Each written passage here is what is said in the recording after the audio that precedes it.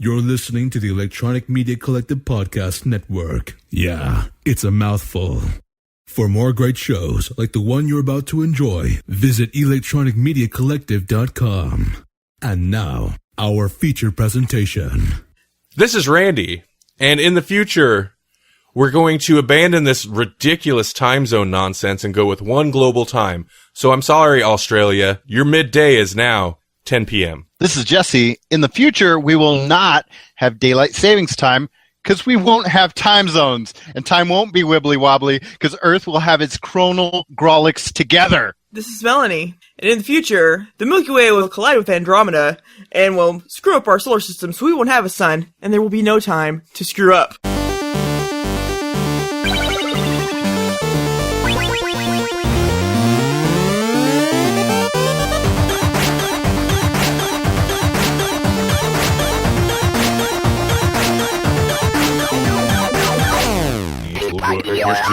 Welcome to the Grawlix podcast. It's October. And full moon. Oh, yeah. So we're feeling a little feisty tonight, apparently. Is it also a full moon? I believe so. Because I know, well, this will all be in the past for them, for future listeners, folk. Yeah. For the future. Without your sun. Without your sun. Was it tomorrow? There's like a super moon eclipse? Yeah. Yep, I know. I'm excited for it. Wow. The last one for 20 years, and before this, last one was in 82, which is the year Randall and I were born. Ooh. The prophecy shall be fulfilled. Blood will be spilt. Is that a Warlock reference? Man, I gotta change my list. Oh yeah, the Warlock. Hey, Warlock's going on. I had a giant crush on Julian Sands for a long time. He's awesome. Doesn't necessarily make Warlock one of the greatest horror movies of all time. No, but it makes Julian Sands one of the most awesome guys in the history. Really? I mean, like he's okay. Julian He's Sands. Cool, but like, I had a crush on him. But I had a weird but you old man also crush had thing. a Scott Harry Bakula. Scott Baio, or not Scott Baio. Scott Bakula. Yeah. All right. So today, wow, that was a tangent. I just welcomed them to the show, and then we started talking about who knows what. Blood cults. And it's October. Yep. Today we're going to talk about, we're going to discuss the pull list pick, which was Wolverine, Old Man Logan. And then we're also going to do something a little bit different since this will be our Halloween episode. I know as this goes up, Halloween's a little ways away, but it's October. The whole month is Halloween as far as we're concerned. September's been Halloween too. Yeah. I'm in that mode this year again. It happens every other year, it seems. It happens every year. It's true. just we only get out the decorations every other year. That is true too. Today, we finally got the Halloween cereals in Fremont. Like everyone else has had them for a month. Oh, really? Yeah. Well, I guess we had them at Walgreens, of all places, because when you think of cereal, you think pharmacies and stuff. Apparently. Walgreens always, when I've lived in several houses in Fremont, but at one point I lived like 2 blocks away from a Walgreens, and that's where I bought all my food, which is a horrible, stupid idea and dumb thing to do. Yeah, it is. But I didn't want to go far. I just walked. They had the good cereal. No, they had a weird eclectic selection of expensive cereal. So yeah, they're definitely not what I think of when I think of cereal. Do you know, sorry, cereal talk. Do you know they now have chocolates, Cinnamon Toast Crunch? Yeah, and what else did I see? That seems. Yes, I did see that, and that was like, why? Yeah, that seems unnecessary. Cinnamon Toast Crunch is amazing. Yeah, it is. You don't need chocolate in chocolate's good, but you don't need chocolate in that. Mm-hmm, I know. And you know who pointed it out to me? Bella. She's like, that seems gross. And I'm like, that does seem gross. You're right. Only Cinnamon Toast Crunch ever. There's no reason for They anything can't even else. sell that to a little girl. No. And she loves chocolate. Yeah. There you go. Well, for a while there, we didn't have like Frankenberry or Count Chocula or any of those good Halloween cereals, but we had like Food for Less, which is now Baker's, had like pumpkin. It was like chai latte or pumpkin. It was pumpkin spice because it had to be with the theme at least. It was pumpkin spice mini wheats or something. Ugh. I'm like, why would you do that? Mini wheats are already bad. Why would you why would you throw pumpkin spice on them? Yeah, I was on board until you said mini wheats. Right, well, yeah. No. Well, I guess a pumpkin spice cereal could be weird, but oh. Yeah. Do you ever get like the big like shredded wheat thing? It's like No. a mini wheat, but they're huge. Yeah, the original shredded wheat. My dad used to get those all the time. I don't really know why, but they were massive. And I'm like, why? All it is a bed for sugar. That's the only thing. That's the only thing it's good for. You put a square in there and then pour a bunch of sugar on it, and then it's eatable. Edible? Eatable. Eatable. Yeah, it's Kellogg's Frosted Mini Wheats Pumpkin Spice. See, without the sugar, it's edible. With the sugar, you want to eat it. Eatable. It's Okay, eatable. okay, I get it. Yeah. Well, this pumpkin spice cereal doesn't sound edible to me no matter what you put it on. But then again, I don't like the pumpkin spice drinks either, which I know Those I'm a are horrible delicious. person. I'm the only freak in the world. But that's Apparently, gross. there is pumpkin spice Pringles. This has got to be a joke, right? God. No, It's gotta it's be a probably joke. not. It should be. That does sound pretty awful. Yeah, it does. Pumpkin spice Eggo. I could almost get on board with that. Yeah, that works. Well, you guys can have it. Yeah, but you gotta admit though that kind of works as a food. Yeah, that would Yeah. actually. Pumpkin spice seems like a thing that could go with a breakfast stuff, except for mini wheats. Yeah. No, yeah, it's just it's got to be with something that's made to be sweet. Well, like a baked thing. Like I said, something made to be sweet. Yeah. Then it might be okay. So, for our other segment, we're going to be talking about. I just realized we didn't even get to it. Foodstuffs. We're going to be talking about our favorite Halloween foodstuffs, and basically all the things that we think they could add pumpkin spice to Pumpkin spice too. Yeah. to make it better. And you can look forward to anything that they could add gingerbread to in our December episode. Yep, exactly. We're taking it in a whole new direction in the next couple of months. In November, gravy. Yes. Cranberry gravy. Cranberry gravy Oh. with sweet potatoes. I hate sweet potatoes with a passion. Yeah. Oh, I think we've talked about that. Have we On the show? Sure, probably. I'm kind of surprised we have, but also not because I really do hate them. And and you know what? There's not a lot of foods I hate. So We are just going to continue to fall down this rabbit hole. no wonder. This is what happens. This is why we don't get new listeners. We front load the show with all this nonsense. Well, I don't know. And then- it's the SEO. I mean, That's if true. we had transcripts of these shows, We would get hits. boy howdy, would we be full? Pumpkin spice alone. oh yeah. I just said boy howdy. I know. Boy, howdy. I heard it. And I On was the Grawlix podcast, are we going to make it so squeaky clean that I say boy howdy? no. You know what's really hilarious is you were just talking about transcripts. So you say that, and in my head, I see it us typing out "boy howdy." All right, Google transcripts, let's do this. Boy howdy. That would be amazing. I do want to see our episodes transcribed. Doesn't YouTube do that? YouTube does that. It's even worse. It does, but it's messy. We'd have to Grawlix the transcribes because That would be fun though to go through part of our like regular podcast episodes and see if I wonder if it's possible to pull the transcripts off of there, like the auto trans. Oh, they have to because was it Rhett and Link? They do a segment where they basically run through the transcribe. Like they do a clip and then they run through the transcription and then it changes it. And so then they do it again with that transcript, that new transcription. Oh, nice. Copy And of then a they do copy. it and they do that like 3 times till it's like totally unrecognizable. Nice. I like that. Yeah, we'll have to play with that.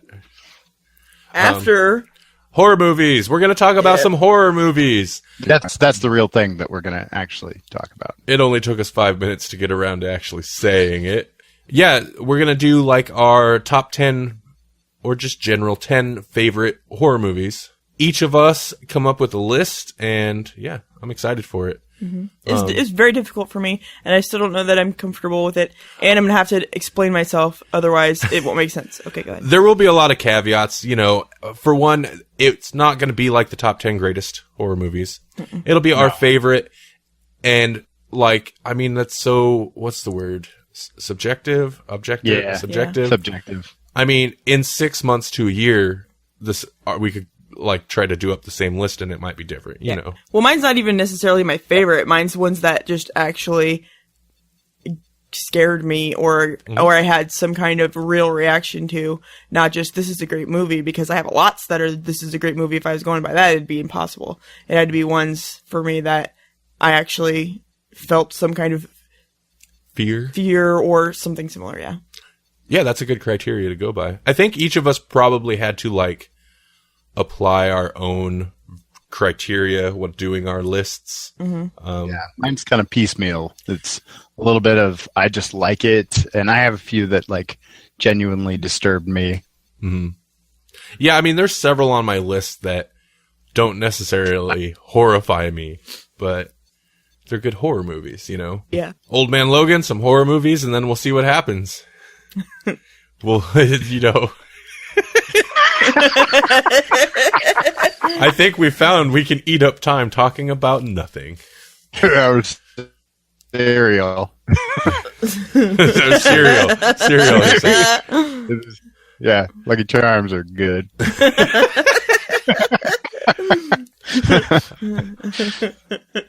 Have you... I can see that being the clip for the show. Lucky Charms are good. Lucky Charms are good. I was looking at somebody's cereal the other day, and I don't know what kind of cereal it was, but it did not look appealing. And I'm like, there aren't even any marshmallows in that. What's wrong with you? Listen, are there any... This is serious business. When Randy says, listen. Yes. Are there any Cracklin' Oat Bran fans out there? Because I love it. Yeah, I like Cracklin' Oat Bran. It's one of my favorite. Melanie says no, but I think it's because there's bran in the name. Baby, what cereal do I like? There's like one cereal I like. I don't like cereal. Cereal is gross. The only one I like is the Banana Nut Awesomeness. That is fantastic, but I never get any because you eat it all right away because it's fantastic awesomeness. Because it's got granola. I know. And I'm going to eat that up. Fantastic awesomeness. But in general, I don't like cereal. I never have. I want to know what the deal is with Count Chocula, like, not being a full-time cereal. Didn't it used to be? It did used to be. It did, and then they made it seasonal, but now, like it won't stick around. Like, that same idea, other people have tried to steal it. Like, Lucky Charms has chocolate Lucky Charms, but it'll never stick. Because people won't go, oh, that's Count Chocula in disguise. Like they should. I mean, people with brains should be able to put 2 and 2 together and go, oh, I can have Count Chocula anytime I want, as long as I can wrap my head around the fact that it's Lucky Charms disguised poorly. Oh my God! This is a good Halloween episode so far. There is some. Well, it's very good disguise. There's some. Our internet connection is apparently a little glitchier than usual today. Oh no! And it seems to be picking parts of words that you didn't say, or that you said a while ago, and throwing it in there. Like you're saying blah blah blah Count Chocula. Sorry, I mean you're having a whatever, and then I don't know what you're hearing, Randy, but to me it sounds like a computer version of Jesse saying hate in the background. That's hate, actually hate. That's actually like, creepy because that is what I thought it said. Hate. Oh no! Yeah, you're screaming hate at us. The other day, Melanie. Oh, sorry. Go ahead. Oh, no, I apologize for that. My hate screaming. I was contemplating doing a little post-production to throw some creepiness in the episode once in a while. I don't think I'm going to have to. No. Clearly not. Melanie called me the other day on her cell phone, her new cell phone. She got a new phone, and she called me on my cell phone, and we're talking, and she's like, what did you say? She's like, do you have something going on your phone that says... ha, ha, ha, kill, kill, kill. In the background. She said apparently that's what she was hearing in the background of my phone conversation. Yeah. I didn't have anything going on. Well, it was, when you watch, maybe not all of them, but several of the Friday the 13th, when he's like walking in the background, doing the does that thing. Yeah, it was that. That's what I was hearing while I was talking to you in the background of our conversation, and I'm like, what is going on? I mean, I was watching TV, but I think I either paused whatever I was watching or muted it, or it wasn't anything scary. Like, it was like at midnight or something. I don't know. Yeah. So, there's weird voices urging us to hate and kill. Maybe it's me. Now I'm all paranoid to start talking because like it's going to come through with some weird subliminal message. I bet it's my phone. It's the ghost of my phone, and it's angry at me, and it's trying to get at me your through old phone? electronics. It's funny that it would pick up Friday the 13th because she lost her old phone in a lake. I did. Oh, Lake Blood. What was the name of the lake? Crawford Creek. Oh. That's got your name in it. I know. That's why we go to Camp Crawford at Crawford Creek for the Crawford family reunion. Wow, okay. Were there a bunch of teens murdered there in the 60s, then again in the 80s, and then... If there were, no one would know. Because no one's going to find the bodies in the middle of freaking nowhere. You have to drive through, like, fields of... I don't even know what's growing there, but for miles and miles and miles and miles and miles and miles to get there, down dirt roads. Really? It's, like, in the middle of nowhere. It's ridiculous. There's no phone reception there. That's the best place to have a serial killer camp. I know. get on that, serial killers. And you can't find a body because you can't find a phone because the bottom of the lake is that disgusting stuff that's like old vegetation that you touch it and then it moves and then sinks and then bubbles come up and it eats everything. It's called corpses. Okay, well, yeah, that's the bottom of that lake. It's the bodies of thine enemy. Have you gotten a chance to watch the recent Doctor Who, Jesse? The one that aired today? Just today, yep. No, I have not. Okay. Oh yeah, you were out doing things, I think. Yeah. It's probably. And I'm usually about a day behind because I get it. I've got the season pass on Amazon. Oh, nice. So it's about a day behind. Okay, well then I won't say anything about it. I enjoyed it though. Yeah, it was just tell me it's a better follow up than the season 8 finale was. I thought it was a good follow up to that first episode, that first cliffhanger. Good enough for me then. I thought it was pretty good. There's a lot of like really interesting concepts with the character specifically. You know, I mean, obviously, it deals with Davros and the Daleks and stuff like that. We know that from the first episode. It really gets into some interesting character stuff, character development with those characters, right? Would you say that? Yeah, right. Yeah. So, and the Doctor a little bit, too. Of course, and the Doctor. Yeah, good stuff. I like that about last season, so if they're going to continue down that road, I'm okay with it. They like to, also kind of like last season, they so far they like to throw out these little things that like throw just a little tiny snippet of information about like the Doctor's history that's never been touched on, and then they just drop it. You know, it's not like they're like expanding on all this like stuff you didn't know about the Doctor, but there's a lot of little snippets of things. Like Missy will just throw stuff out and all that. You know, I'm pretty sure she did that quite a bit in that first episode. If I had a criticism for it, it would be that it's a little Missy heavy. Yeah, we talked a little bit about Missy. She drives me kind of crazy. I like Missy to a point, but she does go a little over the top. I mean, she's a very over the top character, but I think she can be a little much sometimes. But it's Stephen Moffat style female characters. He likes them very quirky. And we're following up John Sims, so he was pretty over the top. He was very over the top. I think I like Missy better than I liked his portrayal. Yeah, I have I love them all, but yeah, I don't know. I did like. I can't say. Never mind. Oh yeah, don't spoil nothing. It was just one thing that she said, but I still won't say it. Okay. What? She's dead. What are you talking about? She died at the end of the first episode. That's right. Yeah, no, that was what I hated about the last episode, though. I'm like, this is a crap episode. There's no point even making it, because we all know that none of this happened.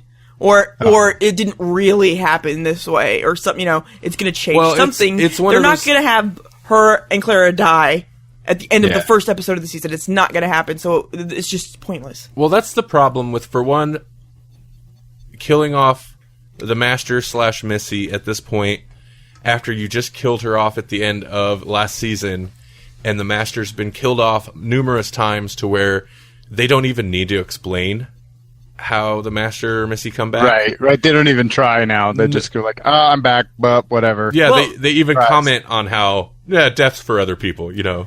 And as I was saying when we discussed this ourselves, they don't need to after the movie. It's... if there's some tiny piece of goo somewhere, it'll impregnate whoever it lands on, and they become the Master. That's all you need. Yeah, it's true. Sneeze on someone, and it's all done. you need is Snake, Goo, and Eric Roberts. Yeah. But also, the problem with Clara, and if you weren't following any of the stuff online, maybe it would seem surprising, but if you follow any of the stuff online at all, you know she's filmed, like, all of the season. And she is leaving... but not till after the till the end of the season. Which I don't believe anyway. They're just gonna leave her there forever just because I don't want her to be. Apparently, she was supposed to. Well, they had planned to exit her at last season when it seemed like they were exiting her, and then they brought her back for the Christmas special. It seemed like apparently that was them. Yeah, they filmed 2 versions or something. Yeah, it didn't seem like they. I don't think they expected her to come back. But she could do more, or wanted to do more, or something. He had written 2 different versions. He had written a version that was, his just in case she changes her mind thing. So this is kind of interesting, and I know this is, again, anytime you mention Doctor Who, we ought to know it's just going to spawn a random conversation. Sure. Hate. Did I do it again? It sounds like it's picking up like something with an A vowel in it that you said at some point, and it just occasionally like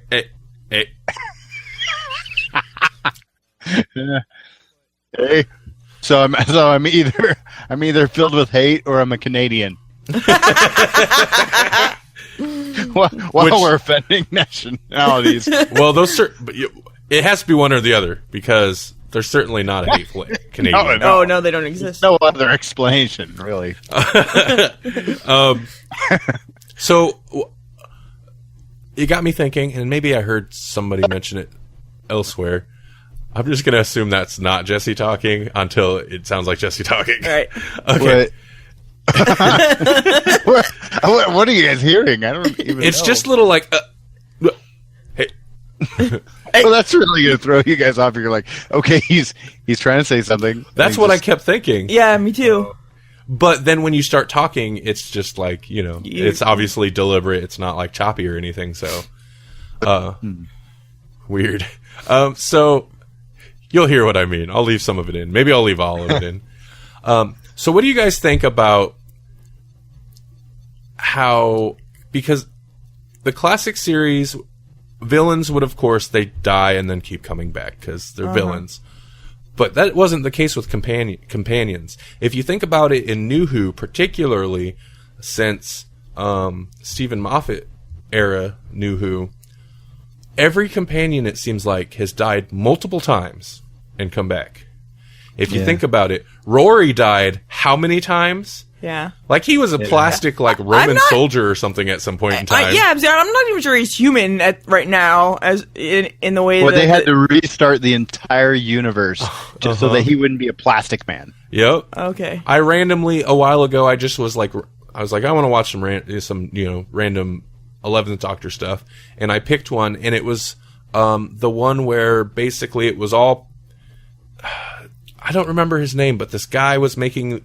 11, Amy and Rory were in the TARDIS, but they were also like in this dream world, and they weren't sure which was real, and the dream world was like, the Dream Lord, and they're like they're practically alluding to the Valyard without saying this guy's the Valued, but it's like another guy, but he's actually psychic pollen or something. Yeah, exactly. Yeah, it was really kind of a weird idea. But although it was Dream Rory died in that one.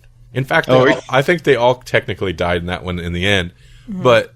And it got me thinking, I was like, yeah, they do that over and over. And then they had that weirdness with Clara being the impossible girl, to where they killed her at least twice with the Dalek Clara in that first episode she was in.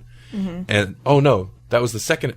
Which episode was that? That was her first episode. That was the season opener for series 7. Yeah, and then there was the episode where she was like fully a different character. It was like the Christmas Victorian Oswin or whatever, or Oswald at that point. Yeah, so like they've killed her a couple times. Yeah, good. How? But they keep bringing her back. Yeah. How do you? The joke. There was a joke T-shirt that was pretty funny right around the time that he was dying all the time, and it was Rory as Kenny. It's no kidding though. They really, I mean, Amy Pond they killed off I think a couple times, but not really. But yeah, Rory killed her once as Auton Rory. Oh yeah. But yeah, he got killed all the time. Mm-hmm. Yeah. So I don't know. How do you guys feel about that? Is that weird or just whatever?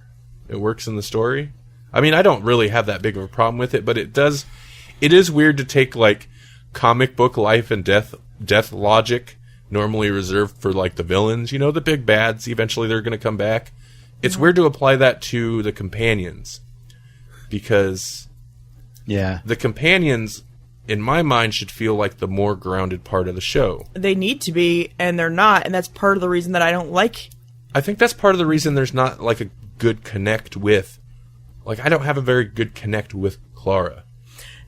Who was even saying, maybe it was Jesse, or maybe it was something I read. Somebody said something about you in Doctor Who and other shows like that. You can't connect with the Doctor because he's like this big, fantastical, out of the world person, and that's why there's companions, because that's how you connect with them, because you're that normal person along for the ride. Mm-hmm. But they're not. The companions haven't been normal people. Yeah, you're right, and that's why I don't like the way the show is or has been for a while.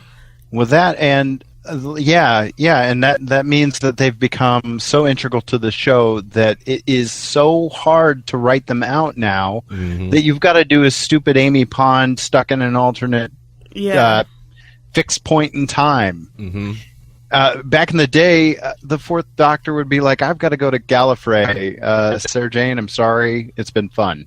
Yeah. Or the companions would be like, you know what? This guy's really hot. I think I'm just gonna stay here. Take off. No, I'm glad they haven't done that. That is the worst. That is the worst, because they would just Leela's was the worst Leela ever. And I liked Leela's more than others because she was a strong woman, and she's like, this guy's a little weakling. Yeah. I'm gonna stay here and push him around and be happy. I guess it just doesn't make sense. And I liked Leela's. I think she was a great character. Yeah, she was one of my favorite companions. The bummer to the show getting canceled originally and then jumping to the TV series was that no more Ace, at least in the TV show. Yeah. On the upside is, eventually, if the classic show had gone the way it traditionally did, she would have been married off to some random idiot, and it would have been awful. No, she wouldn't. Because every time she fell in love with somebody, they either ended up turning evil. That's true. Actually, in the books, she did kind of fall in love with some guy, and But then there was like this whole clash. Like her and the Doctor got in a fight, and it was a little better handled than most. I was really worried in that last season. The one where she just randomly, like, there's this guy. It was one of the soldiers, and randomly there was like they were being awkward and all that, and I was like, no. That Curse of Fenric is that? Yeah. He gave her his hand and helped her up a hill, and there, bam, instant love connection. That's how it happened. Yeah, and it was. Right. I was like, no, they're not gonna do it. They're not gonna get rid of Ace that way, because that's so weak, and how flimsy this random character out of nowhere. I mean, at least example, if that would have been the way Clara went out of the show with what was his name? Oh, Pink, Danny. Yeah, Danny Pink. It would have been okay because it was like a season-long thing. Yeah. They made him a character. Right. It wasn't just this random guy out of nowhere. And it kind of became part of the plot. It wasn't like this actor's contract's up or we want some fresh blood in the show or whatever, let's just lazily write them out. Like in Perry's case, I would almost prefer they kill them off in some like crazy spectacular way than marry them to somebody who obviously that character would have no interest in. And with Perry, you got both endings. So yeah, neither ending was good. It wasn't even. It was worse than killing her off. It was like, we're gonna let your body be invaded by some evil alien, and then kill you off, and then marry you to some loser that you. This barbarian, when really she wanted to go, she was going to college or whatever. She was liked to study plants. I watched it was on YouTube. I don't remember what it was, but it was like a Doctor Who documentary. That's quite a thing to say. A Doctor Who documentary, but it was produced before the new series had started. So it was kind of an interesting tone, Yeah. Kind of wistful, like, oh, the classic series, Doctor Who, the show's over, blah, blah, blah. But, yeah, I think it was her who was talking about that, and it sounded like she wasn't even there for the filming of, like, that little, like, they just used some footage of her and the guy, and, like, she wasn't involved in the filming of that, marrying her off to that warrior guy. Did they even have? I didn't even realize they had footage of that. I thought they just told him. No, they showed like an image of her like it was smiling like a still, and waving. Yeah. Like a still frame or something. Yeah. And it sounded like she didn't like to acknowledge that one. She preferred the other version. Well, she had to have her head shaved or put at least the bald cap on. And I think as an actor, she enjoyed doing it because then she got to do the crazy voice. And she claimed there was no processing. That was her voice, I imagine that was fun to play. Well, can you see Adric going out any other way? No, not at this point. He took the dinosaurs with him. Yeah. Nutbag. What was that? That was really a bummer way for him to go out. I wish overconfidence. Yeah, you every time. I mean, it really kind of was. It kind of was. I can solve this. I can, but obviously not. We got a gold star. Nicely done. He was one. Well, I was never a big fan of the other companions at that point in time. You never had Tegan. Poor Tegan. I never liked Tegan. No. I didn't like her character. The other one was okay, but she was bland. I can't even remember her name. Nyssa. Yeah. She was okay, but she was kind of bland. Adric, I didn't like him because he didn't seem super likable at first, but I kind of was entertained by his character. But they really made him dumb. Like, he was supposed to be super smart, and it seemed like they just made his character so naive that he appeared dumb. Yeah. So I didn't like what they had done with his character. I feel bad for that actor because I feel like they had an idea for this character and then they just kind of dropped it and they were like, well, we're just going to have him do this time. Yeah. Yeah. Well, we've talked about it a little bit. I was going to get into old territory, but I think we've talked about some of. Yeah, and maybe eventually we should actually do the show instead of, spending a half hour talking about Doctor Who. This is the show. We're in it. Okay. This is the show. This is the show. Where have you been?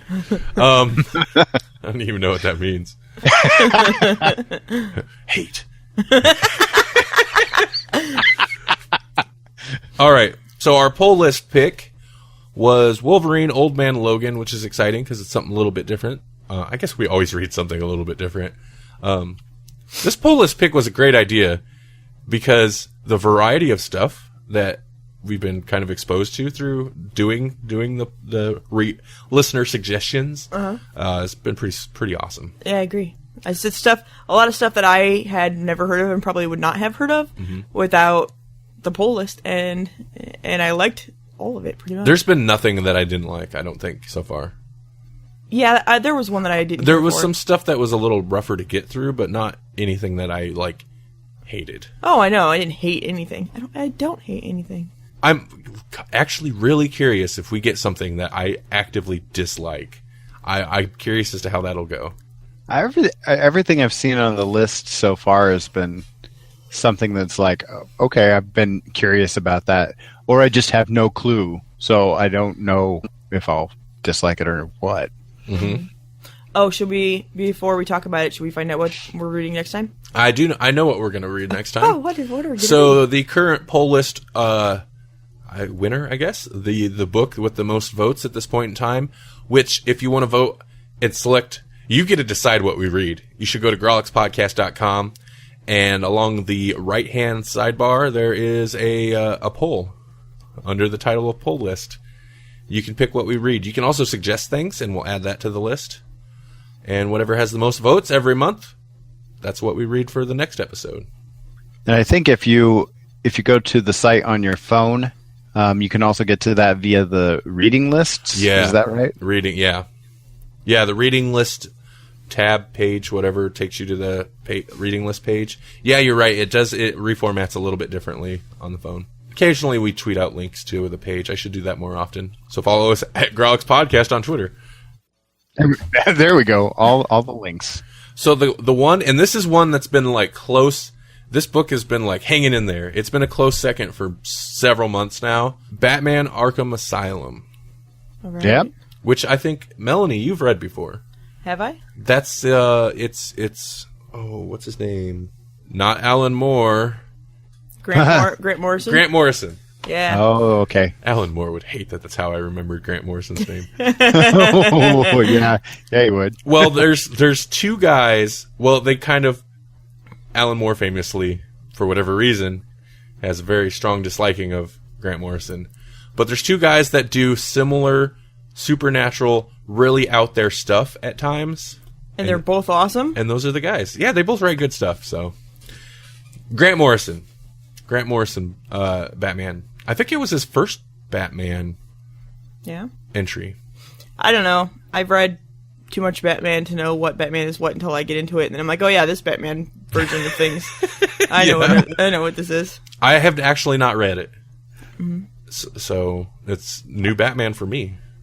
Yeah, it'll be new to me too. Really? Okay. Yeah, it's a pretty, I guess, celebrated. It's a novel or it's a graphic novel that people appreciate. Well, if I read it, then it would have to be. They appreciate it so much that it's our poll list pick. Yep, exactly. That's how much that they appreciate it. This is a later recording session than usual, so if we sound a little just off our game, it's probably business as usual. But if we need an excuse, that's what our excuse is. All right. Okay, so that's what we'll read next month, and I'm excited because I should have read that a while ago, I think. I'm excited too because I don't remember it, so it's going to be fun. We've actually had like a fast from Batman for a while too, so it's about time. It's about time Batman came back. Where's he been? That's okay. I need a Batman break from my Nightfall reading. Oh, that's a beast. I've been slowly making my way. It's been going on for like a year, but I've been slowly making my way through that. When you're at Knight's Quest now, aren't you? Yeah, I believe so. Yep. Yeah. As Batman is going on, Azrael is running around. I love that name. Being a nutcase. I liked Azrael. I didn't want him to stay as Batman, but yeah, I liked him. There was some ups and downs so far, but I found my favorite stuff has been since Bruce Wayne, since the bat was broken and Azrael took over. I found of the series, of the big massive chunk of all this going on, that's kind of been my favorite stretch of the reading so far. Yeah. So there's a guy named Azrael that becomes Batman? Yeah. Did you know that Azrael is Gargamel's cat? Yes. Yep. Yep. Okay. Same character. I bet you really want to read it now. No. The robot suit. Yep. So who knows who's in that? It probably is. Okay, so let's get on to our long overdue discussion of Wolverine, Old Man Logan. I thought I mixed those up for a second. That's why I read that weird or said that. This is written by Mark Millar. Now, is it Miller or is it Millar? Because it's an AR. I've heard it pronounced both ways. Me too. Apparently, he has pronounced it as Miller in interviews. Okay. So I guess it's Miller, but I've been pronouncing it Millar for a long time too. So. Well, just recently, his name came up in a podcast I was listening to, and the guy that said his name said it both ways, and I was like, that doesn't help me.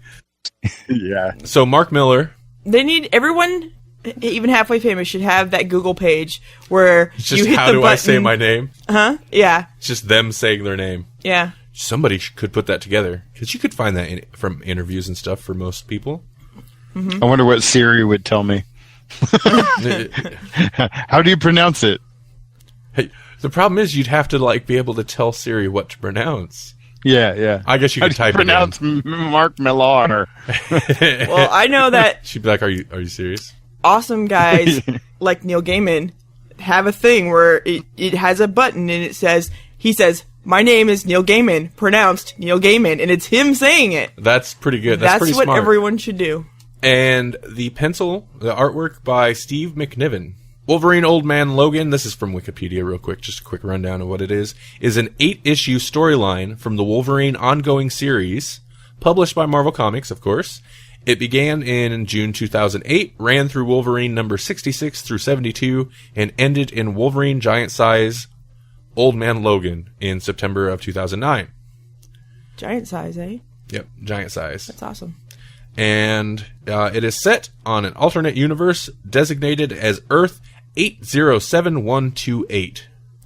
What a pain in the butt it would be to have to be the guy that like keeps track of the Somebody universes. does. You know they do. They have to. Until the end of Secret War, and then it'll be one Yeah.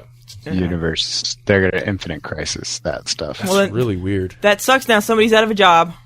Yeah. Wow. Man. He'll have to start over. Marvel Disney, come on. Stop it.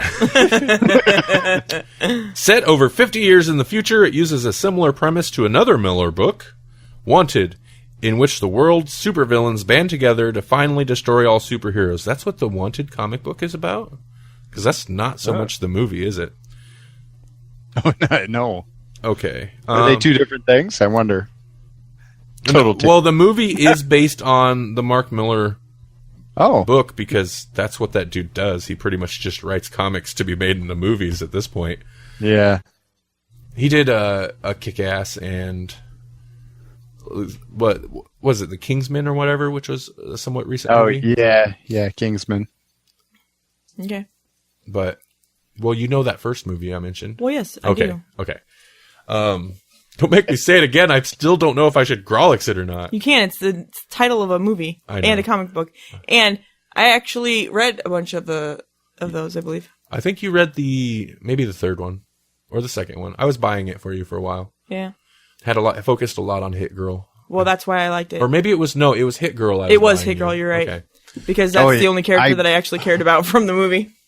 Yeah, I finished. I collected the whole run, and I can't tell you how it ends. I don't know. That's kind of how they ended. They were always kind of. I really like the art style, or at least the covers. Mm-hmm. Yeah. Would you stop that? You're talking to the cat, right? No, I'm talking Just to the ghost specifying. of Jesse. Yeah, no. Yeah, it's I'm the talking to the Jesse cat. doppelgangers finally chiming in. hate. You just Wait, what? What just happened, guys? okay. Who said that? Oh, man.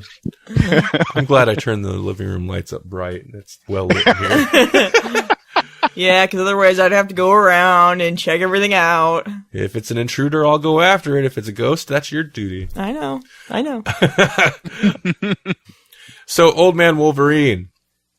This was actually a pretty quick read. I mean, it's like a 200-page book, like, you know, the collected all together, something like 200-page book.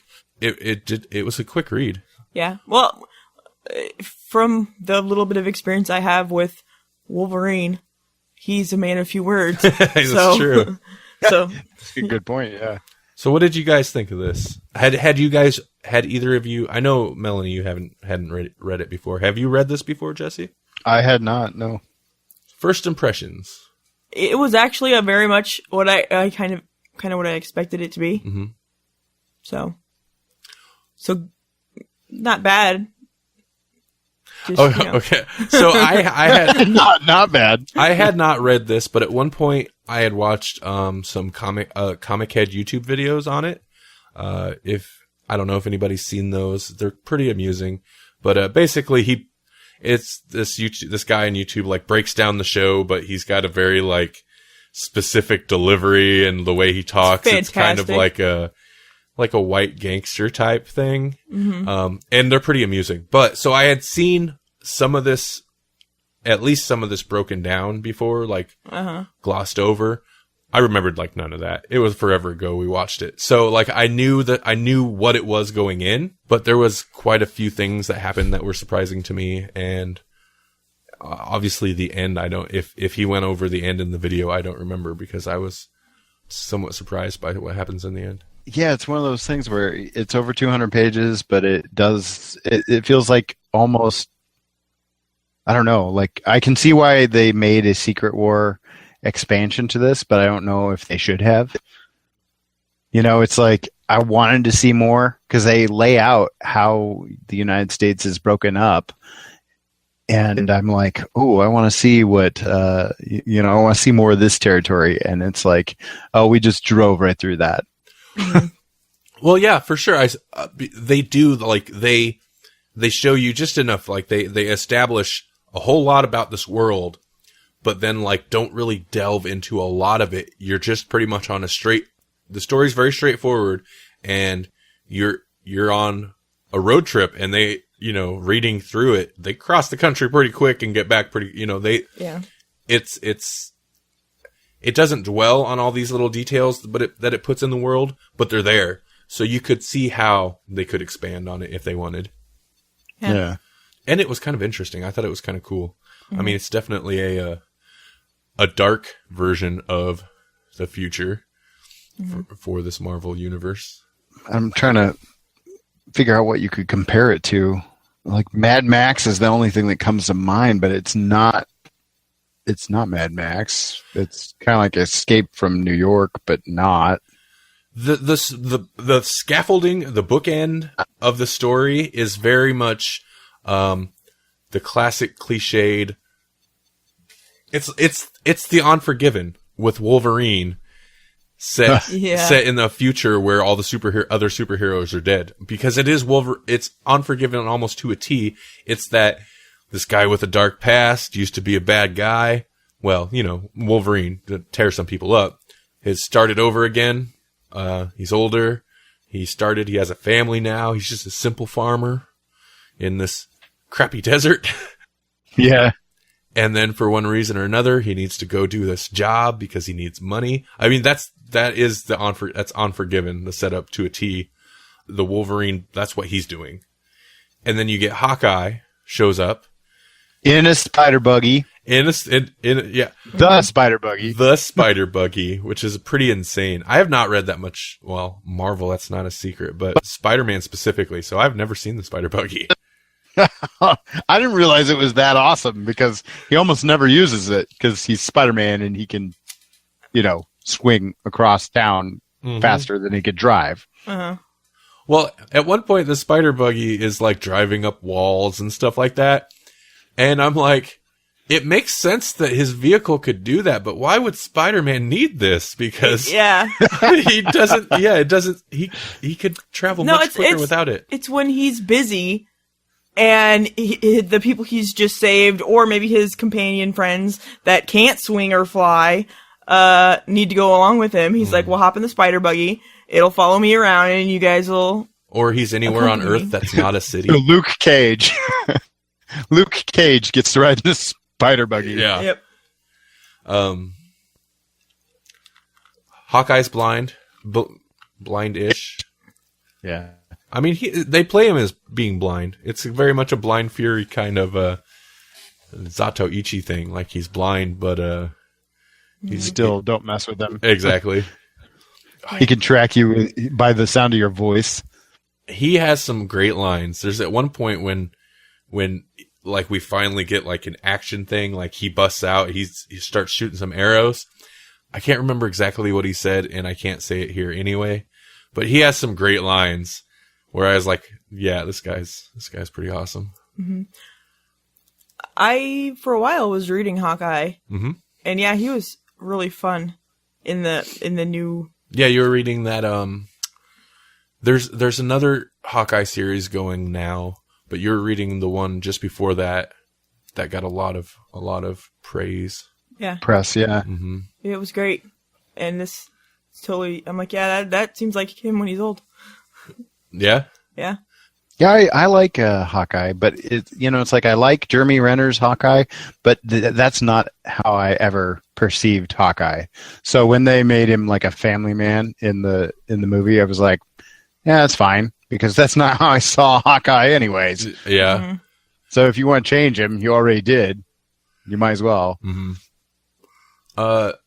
Hawkeye had a dark past. And they talk about him being a supervillain at one point. Is that the case? Or is that just... I don't know if they're referencing something that wasn't shown, like, in between kind of thing. Yeah, that's what because they talk about him running drugs, so I assume that's something that wasn't shown, like a in between, current continuity and future version of whatever this is. Yeah, I couldn't... But they also mentioned he was a supervillain at some point, so I didn't know what the deal with that was. Yeah, but then again, Bruce Banner has California. So the Hulk family, they did some crazy things. I wasn't expecting. The Banners is this big family of Hulks, basically. They're all big and green. Super redneck hillbilly types. Super green neck. Green neck. Oh, yeah. So that was surprising to me. Oh, I just found it. I'm sorry. I'm going to jump back to that Hawkeye thing. I guess he was a villain a few times in early Tales of Suspense stories before joining the Avengers. Way back when. Yeah, so like before he was even an Avenger. Yeah, I didn't know a whole lot about Hawkeye. Yeah, pre-Avengers, I guess I didn't know anything. Wolverine is a broken record in a lot of this. Yeah. And I get it, because also... I'm not going to fight. I'm not going to. That thing, that old Western storyline that they've put onto his character... It emulates that to the point where, like, that is very much how they would be. They would always be bringing it up. Mm-hmm. But he brings it up so many times. I'm not going to fight. I swear to never harm another person, over and over and over again. Mm-hmm. And my whole thing is... He goes total pacifist. Right. Is that your beef? Well... At some point, you've got to be like there needs to be some type of self-defense or self-preservation here. No, because he will regenerate. But if when you're trying to protect people, then yeah. Don't bring your claws out. You could still, jump in front of whatever and protect your friend from harm. Because you're going to regenerate anyway. There was some insane gore in this book that I was not expecting. Yeah. And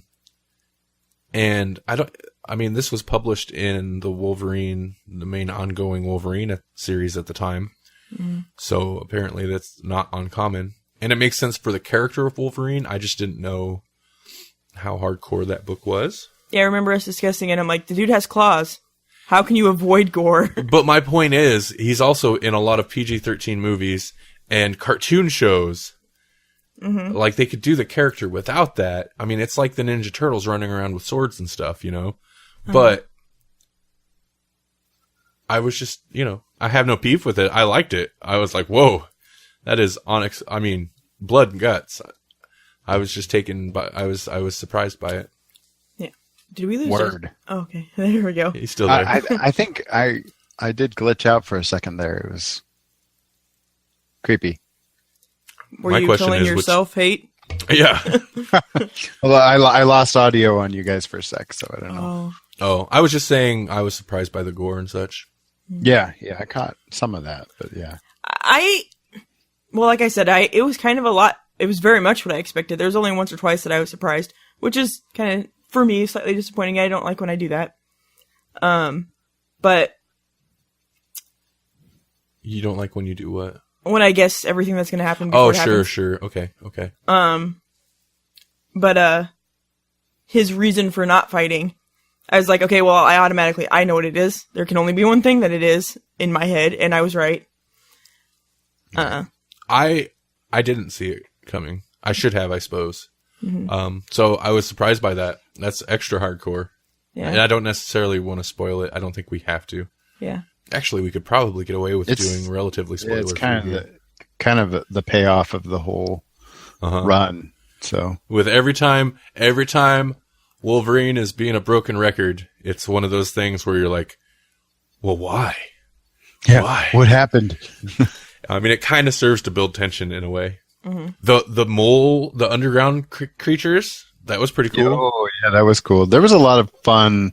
Like they played with some of the ancillary characters, like the villains, in weird ways. That was like, oh, that's interesting.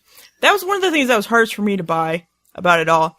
And I mean, they're right. They're like, if all the villains got together, we could actually whatever. I'm like, yeah, but there's a reason none of the villains get together, because you're villains and you just stab each other in the back.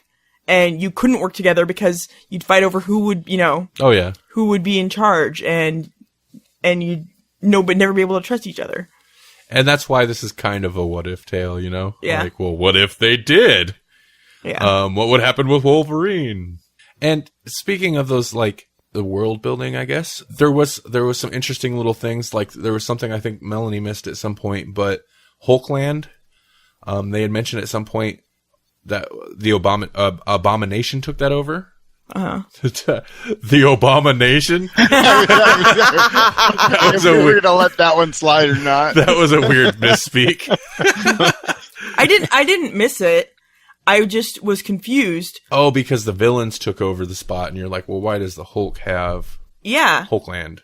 Yeah. Because I'm like, why is he a villain now? And I understood that it was the Abomination, but then once he turned back into Bruce Banner, why wouldn't he have been like, no, this is wrong. I'm a good guy. I don't want this to be this way. But he didn't. And that's why I was like, when did he decide to become a bad guy? Yeah, he's a bad guy here. Regardless he's hulked out or not. Future Hulk is tricky. Like, like even in the actual Hulk series, he's kind of strange in the future. Well, I guess too much radiation to the brain will do that to you. Actually, don't they mention that, though? I think they do. That he's basically just goes mad anyway. Yeah. Because of that. But I like that detail that Hulkland was the section given to the Abomination, and they don't really discuss Hulk taking it back. It's just Hulkland, so you're like, well, that kind of makes sense that Hulk would go after his villain and be like, no, this is mine. Yeah. Forget you, Abomination. Thanks, Obamanation. Thanks, Obamanation. I think we got a title. Yeah, I think we do too. Oh boy. Man, we're gonna get a lot of confused first-time listeners. Yeah. It's gonna have some weird SEO going on this post. It's all right. It's a spider buggy, dude. She can take her share of knocks. Yeah, exactly. Yeah, when he launches it off the cliff. Yeah. And I was like, it's still just a car. Like, what are you going to do? And it just lands on those super fat back wheels and they just keep going. I was like, okay, I guess. Yeah. Yeah. Going up walls makes sense, but I mean, it's weird. I don't know. We should take a gecko and throw him and see if he can. This is going to upset people. See if his fingers can meld with the ground when he hits from a cliff. I think they will on a molecular level. You can save 10% or more on your card. You can't throw a gecko off a cliff. Well, we don't have to throw him off a real cliff, like, you know. That's a fake. We create a diorama. And just throw it. Yeah, I'd be like, okay. Right, we throw you off this little cliff. Yeah, like, say this cliff, it represents a real cliff if you were the size of a car. And then we're going to throw you off and see if you can grab onto a rock. You know, by that Doc Brown model that's not to scale. By that logic, the spider buggy falling off the cliff actually kind of makes sense to me now. Well, there you got that. That's what I was trying to do. So if you had a spider buggy sized gecko, Yeah. he could possibly jump off a cliff and be okay. That's what I'm saying. and that's what I kind of think when they talk about how Spider-Man can climb up the wall. It makes me think of the way that a gecko climbs up a wall, where he's got those little threads that like into the wall so he can't fall off. Ew, gross. Don't think about it. Okay. It grosses me out when I think about Spider-Man, like the way he does that with his hands. Like he'd have to have some like Grindelfly stuff going on. Yeah. Ew. Of course. Weird hairs. Hey, that's on my list. Weird hairs. That'd be a good title name too. Oh God. We might get a different listener base there. Yeah.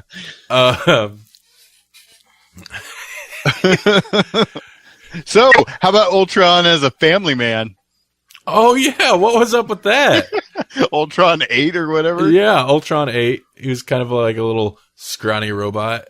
Yeah, I kept wondering if that was like a dig at Brainiac 13. Oh yeah, yeah. Because future Brainiac is like a good guy, and so's Ultron 8 apparently. It's all of the people that had children or offspring of some nature was all strange to me. What was that? Spider-Man's wife? Or was that like one of his kids? No, it was that Spider-Man's daughter was Hawkeye's ex-wife? Is that what it was? Yeah. And so then we get, I guess, essentially Spider-Man's granddaughter, who's Hawkeye's daughter. Yeah. And she kind of like would go after this character for a bit. That was a fun turn. It was, but you know, what twisted histories. And there was Kingpin, but it wasn't Kingpin. Just like Kingpin. Yeah. It got old. I can't say that line either. There's some fun lines in there. Apparently, Velociraptors in a Coliseum. Yeah, that was great. I loved all the dinosaur stuff. The Venom, was it a T-Rex? Yeah, Venom The Venom T-Rex. T-Rex was Yes. pretty awesome. Oh, with that one character, and I've never read anything with him in it, but the one with the voice where his voice is like sonic booms, basically. Oh yeah, Lockjaw. Yeah, Not Lockjaw's the dog. Black Bolt. Yeah, that's it. And I've heard of that character. I don't think I've read anything with him in it. He's awesome. Yeah. The Inhumans, it's kind of it's kind of a strange team. They're basically like mutants that live on the moon, but they're not mutants. They have like this tribal thing where they basically at a certain age they go into the mist, and the mist changes them, and then that's where they get their powers. Oh. And Black Bolt, he can't speak because even a whisper creates those like earth-shattering booms. Yeah, I thought that was super cool. Inhumans, the new X-Men. Yeah, basically, because Fox owns X-Men. The new X-Men that Marvel can actually make movies out of. And they will. It's already slated. So does he walk around with like a whiteboard and a marker? Maybe he knows sign language. I think he kind of has like a telepathic link with his wife, where they're just like so in tune that like she typically is his mouthpiece. That's convenient, I guess. Yeah. If you want your wife to be your mouthpiece. Yeah. They didn't spend a lot of time on that area there where he met that Black Bolt, and there was the Emma there Frost. there really wasn't like anything in the Midwestern region. Like it didn't seem like anyone really claimed it. So Oh, I think that's where that all happened. the giant skeletons Oh, were yeah. awesome. Yeah. I love the one bit where they come across and he's like, "Who's that?" or whatever, and it was Loki. And he's like, "It was a crazy fight. You should have been there," or whatever.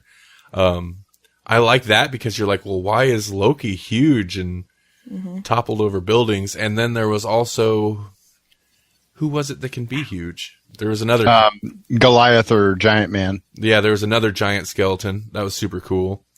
Hammer Falls was cool, where everybody's like, the humans are gathered around Thor's hammer that's just chilling there, and they're like, oh, they'll come back. Yeah, that's super cool. Basically, the setting was awesome. Yeah. The story was not bad. It was fun, but for the most part, it's like I said, it's kind of you've seen most the setup and the finale you've seen before. They just kind of put Wolverine in there, and it's in this interesting kind of Western apocalyptic Marvel universe setting. Yeah. So that's fun. But if you were going to make Wolverine some Western character, it would be a Clint Eastwood. It would be a Clint Eastwood type. Yeah. Yeah. Bruce Banner shows up eventually, and he is a piece of work. Yes. Well, and let's talk about the Red Skull. Oh, no, I'm so glad you mentioned that. I love that he's bumming around in Captain America's outfit. Yeah, it's like he was always kind of a creepy character, but he always, I mean, like we read some of his origin, and it's like I would not have seen this Red Skull coming ever. No, and was he at the? Maybe the White House seems too on the nose. What's that? Yeah, at the White House? He was the president. Yeah. That's right. Okay, so yeah, and I liked his trophy room. They really kind of made him seem really sad and pathetic because he's just when we meet him in this story, he's just also they refer to the president multiple times, and maybe I should have seen it coming, but I didn't realize they were talking about Red Skull because they don't say Red Skull, they just refer to the president several times. And he's just like bumming around in his trophy room, which has like pieces of armor, like the shield and all that, as well as pieces of old superheroes. Yeah. And he's in the Captain America outfit, but he also he has like a hat on and some other clothes and stuff. He's got like his long coat over it. Yeah.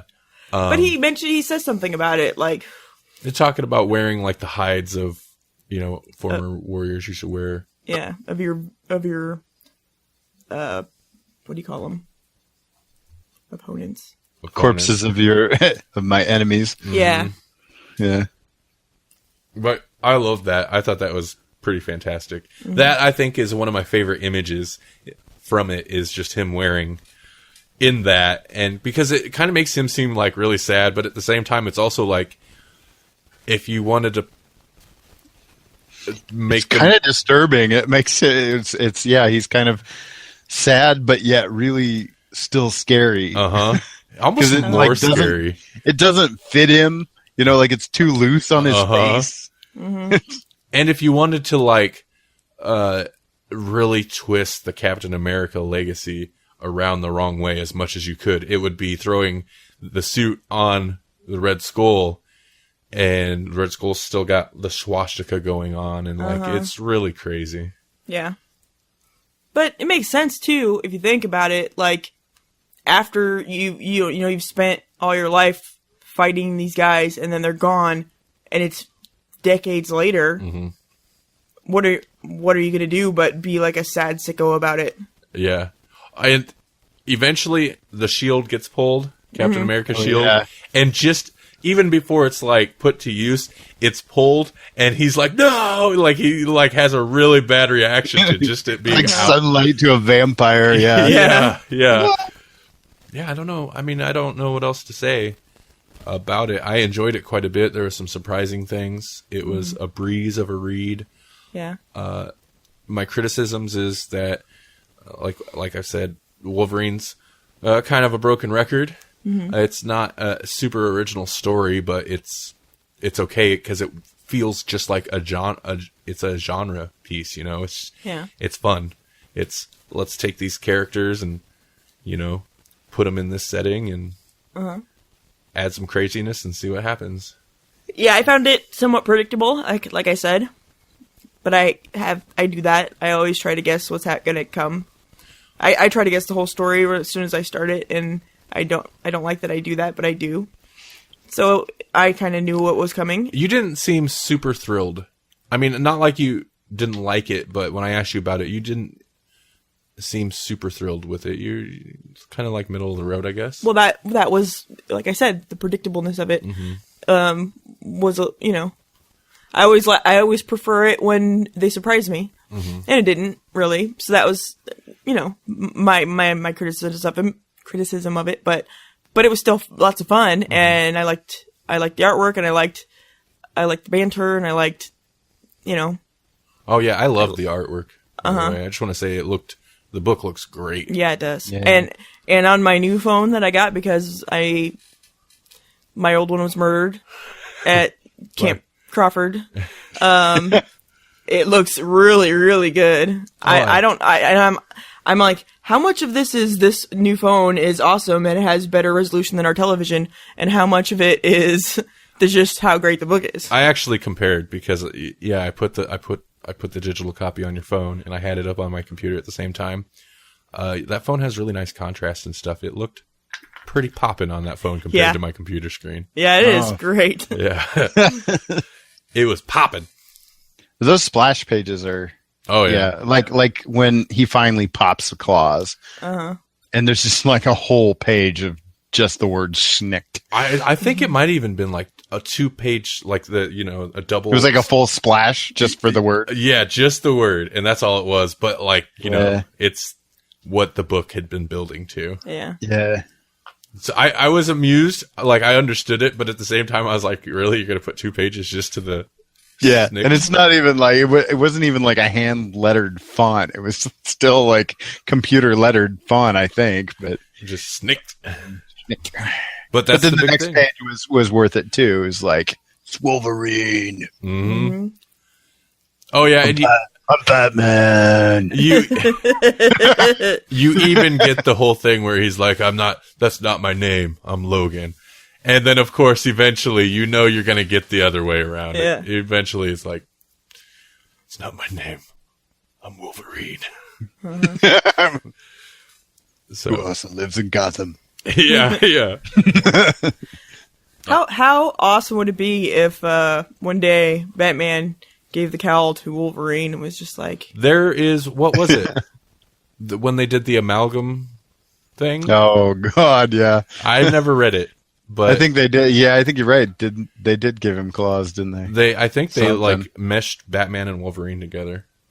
Made But like Wolverine. most things in that amalgam storyline, it's not what you wanted, really. It's like, here, we're gonna give you everything you've ever asked for, and you're not gonna like it. See? That's funny. It almost does seem like that type of thing, huh? Yeah. Where it's like, because when they give readers what they want, the readers are usually like, oh. Well, yeah, like the JLA versus the Avengers, or that crossover. It's like, okay, it's kind of all right, but it's kind of lame too. Yeah. Mm-hmm.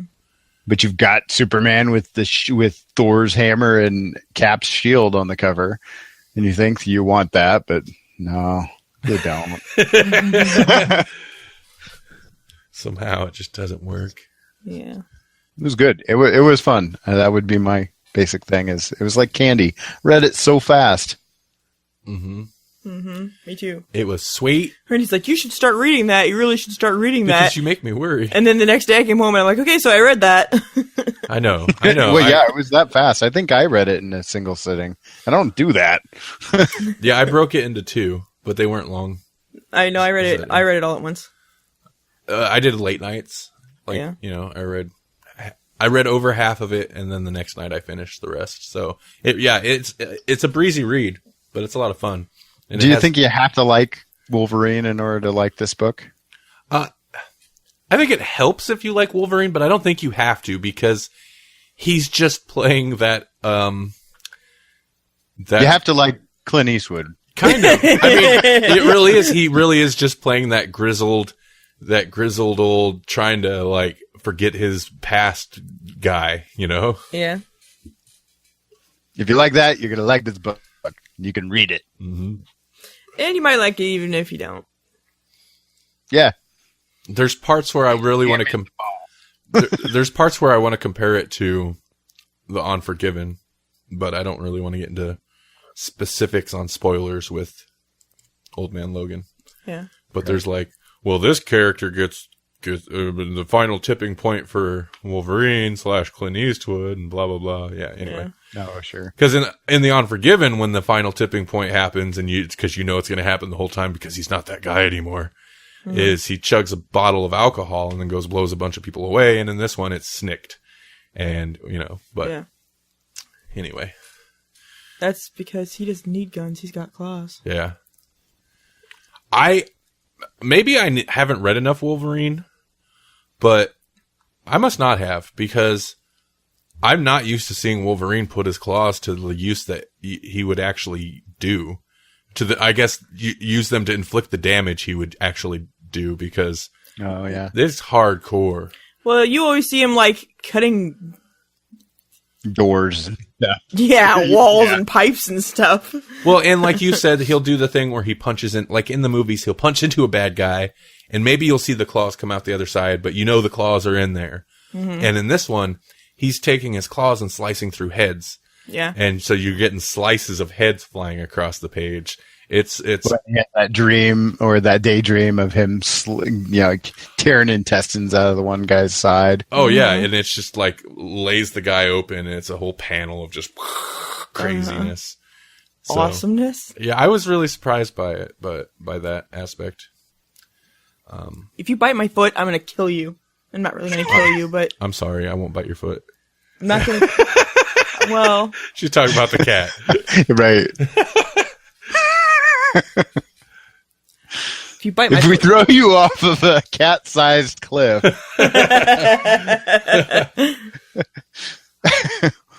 All right. Are you the spider buggy? I just want to know the answer to that question. Bonsai, are you the spider buggy? Are you the spider buggy? He looked over a little bit. I'm going to take that as acknowledgement and an answer of yes. I don't know why you always try to communicate with the cat, and I keep telling you, he doesn't like it. He doesn't want to fly. He doesn't like communication. He doesn't like being the spider buggy, so it's a sensitive subject. That's right. I got a new game I can play now. Bonsai, you're the spider buggy. Let's see what happens. No, leave him be. You're always picking on him. I do like to try to make him fly. I don't throw him. Try to make him fly. Hold him up and run around. He doesn't like it. I see you like holding him up, making airplane noises, and coming into the hangar. Because Bonsai is awesome, he tolerates it to the point where he'll just like stare off with this sad look on his face and like be stiff. He'll stare off and like go to his happy place. His name is based on the battle cry of a kamikaze war pilot from World War II. Yep. Yeah. And he can fly. He gets that 1,000-yard stare. Yeah, he's like, I know this is the end. I accept it. But this is my Pearl Harbor. This is my D-Day. What, too soon? There's some people, they're like, no, that is. Stop it, Kiefer. Yeah, there's still people that are alive that were experienced that. Yeah, I apologize. That was in poor taste. No, it wasn't. No, I was talking about a cat, but now I feel bad. No, I don't, because I was going to take it farther. I know you were. Melanie would gleefully jump into that bad taste territory. I was. You know what I was about to say? No. I'm going to tell you. No. I'm going to say it. You can click cut it. Edit point. You were going to say, or you said, there's still people alive that were there for Pearl Harbor, and I was going to say, well, not for long. Well, whatever you say, don't infer that they can only eat oatmeal, or whatever that thing was that offended people, some comedian said. That offended someone? Oh, yeah, people get up at... Yeah, it doesn't matter. I can't remember the exact... Yeah. Well, lucky for us, nobody listens anyway.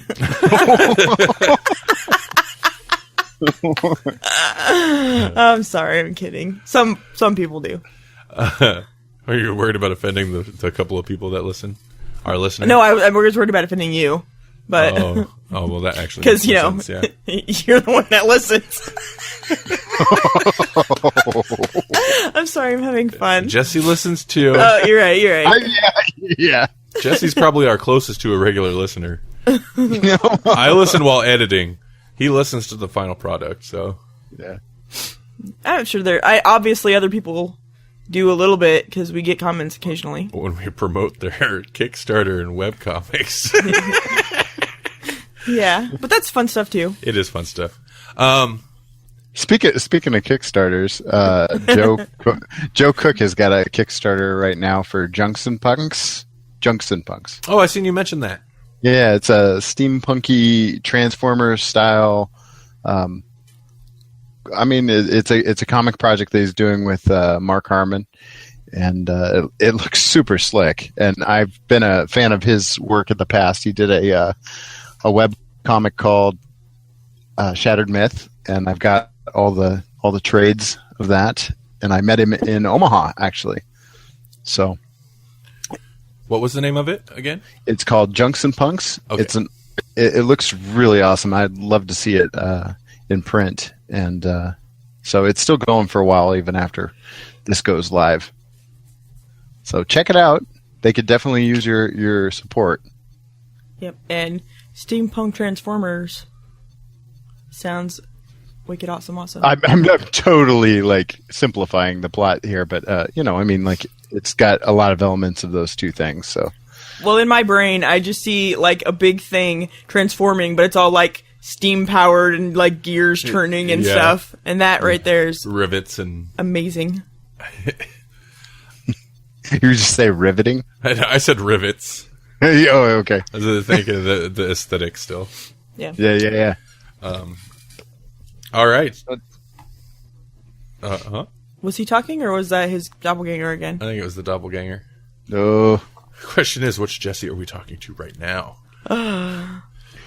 Maybe. You'll never know. You'll never know. Scary movies? Yeah, do we want to talk? Do you like scary movies? Or do you like pumpkin spice cereal? They're both horrifying me. Couldn't even get through that. Yeah. So let's talk about the cereal again.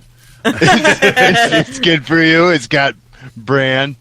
I can't confirm or deny whether or not that bran is crackling. You can't look at my list. I probably already know your list, baby. You probably do just because you know me, but I've intentionally not told you my list. So since it's October and Halloween is coming up, and once I randomly, Halloween will occasionally strike me, and I'll be like, horror movies. Every year? Every year. So much so that you've got You've got a binge week. Yeah, I've decided October once again will be 2 months long, and I'm watching horror movies. I'm binging on horror movies, and every week I've done it twice so far. The next post will be up it'll be up by the time this episode's out. And every week I've been writing reviews of those movies in a post on the website. So yeah, watching lots of horror movies. Mm-hmm. So I thought it would be cool if we did something a little bit different. Since we don't have dead air this episode, that'll be next month. We could talk about some horror movies. Specifically our favorite horror movies. Yeah. And I figured we could come up with a top 10 list. We talked about this obviously a little bit at the beginning of the episode of not necessarily the greatest, but just our favorite, or whatever. We have different criteria, and I figure we could talk about that too. And then we'll go through our lists and read them off, and maybe discuss them if we feel we want to comment on something. All right. And that's the segment. That's it. Bonsai, stop it. You've already eaten. Do you want to be a spider buggy, Bonsai? My spider buggy, baby. That's a threat. That's now a threat. Well, for me, it sounds like fun. For him, I bet it does sound like a threat. Hashtag, do you want to be a spider buggy? Longest hashtag ever. It'll never trend.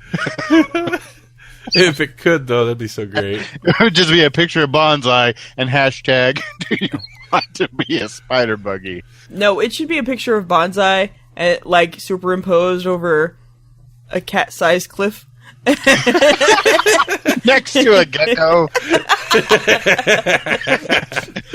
Yeah. That's oddly cat-sized.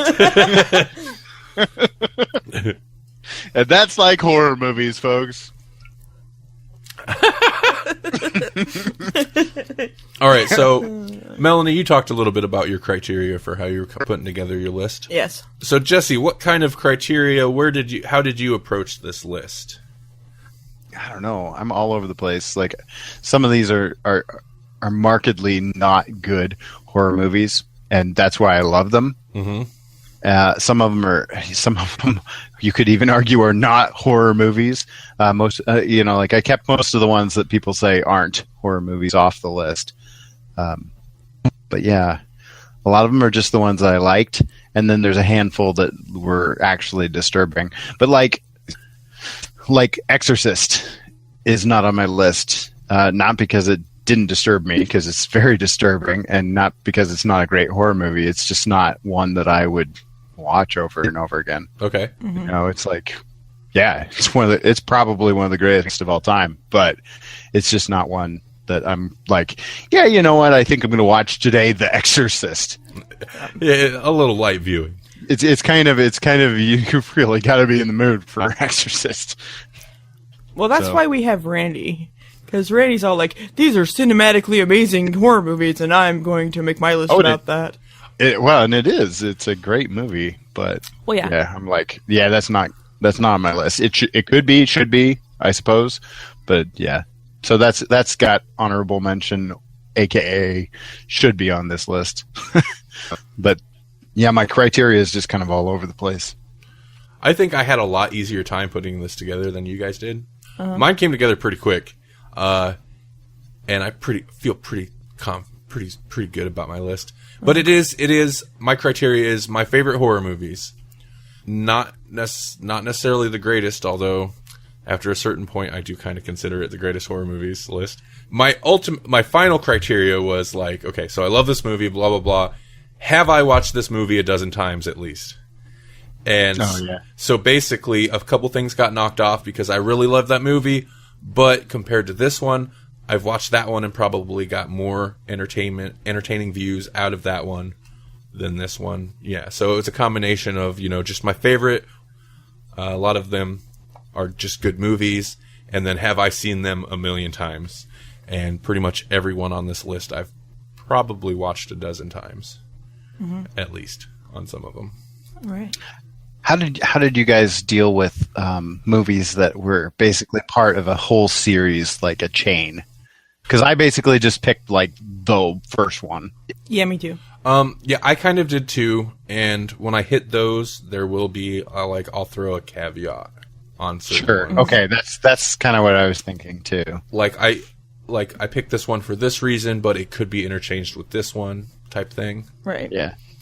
All right. Well, let's start this thing. Okay. So I figure we'll start at the bottom of the list, number 10.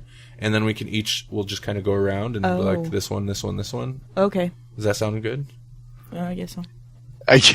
Kind of, except that I don't know that I put them in any kind of actual ascending order. Okay. So I don't know. I guess I could go backwards because that's closer to the actual ascending order. Okay. Melanie acts surprised. I've explained this to her at least twice. Do it. What I thought we were going to do. Just do it. Okay. Okay, and of course, I did put these kind of in a ranking order, but, I mean, you could switch these around, and when it comes down to it, they're just, 10, a group of 10 awesome movies. Yeah. My number 10, I chose Phantasm. Specifically, the first Phantasm. This is one of the probably not the most ridiculously fun horror movie on my list, but it's pretty crazy. It's one of the like goofiest horror movies, but it's Phantasm. You know, Yeah. You got the tall man. It just like invented several like instantly iconic, bizarre horror things with like the flying metal balls that'll drill into your forehead. The tall man, like, I mean, not that Phantasm's that super mainstream, but the tall man is Is the Toclafane Toclafane? from Doctor Who? No. The Master? No, okay, all right, okay. I'm talking Angus Scrim. Oh, yeah. Like just an awesome horror movie villain. And it's just this dude.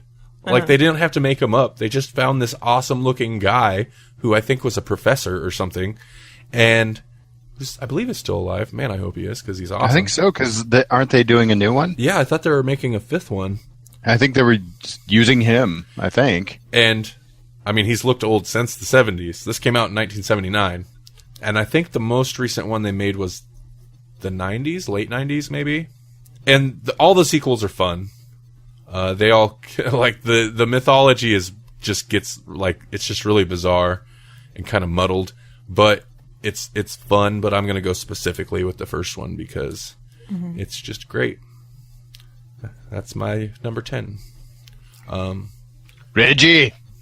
Yeah, exactly. I mean, one of the heroes of the series is an ice cream man, a balding ice cream man who can play guitar. Awesome. I mean, how awesome is that? It's great. And his friend's little brother is like the main character. So, I mean, it's such a weird pairing. But they rock it. And they destroy a Hemikuta in every movie. So my number 10 is going to be 28 Days Later. Yeah. And that is, I think, because, well, the movie was well made and it was a good movie, period. But it was very realistic, I think.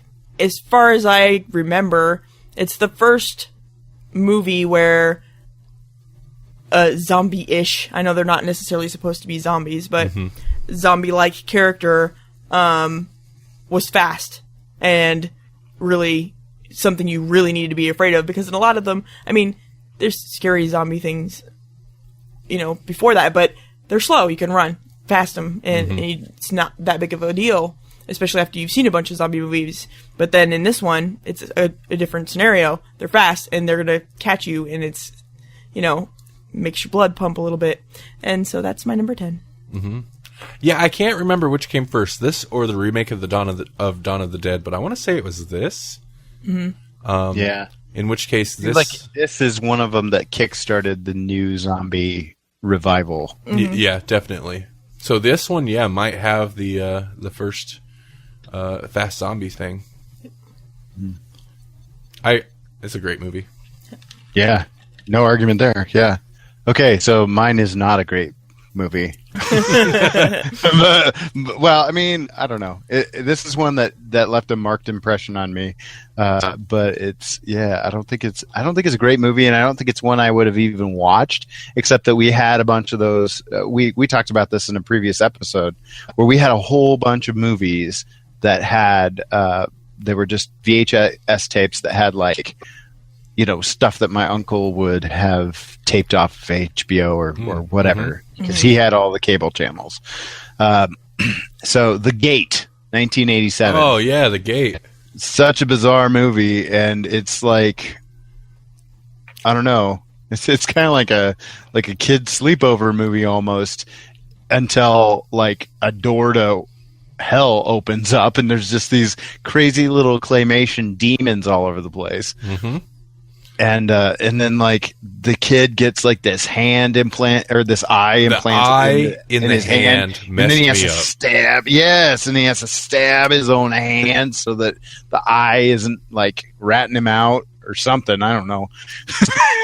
But I remember that because particularly the scene where the big portal thing opens in the middle of the room, and I'm just like, this is so bizarre, and he's just so kind of meandering. The kid is just like like meandering around at that point, and I'm like, what is going on with this? And we just kept watching it because we couldn't not.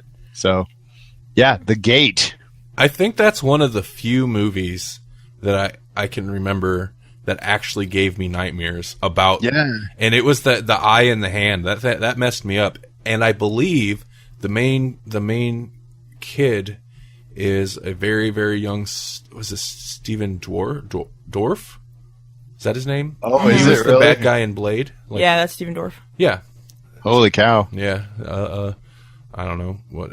I didn't do a whole lot of research about this movie, but I was just like, I remember watching it a lot growing up. Not so much anymore, but like I went back to the trailer on YouTube and watched that, and I was like, oh man, yeah, this movie's still messed up.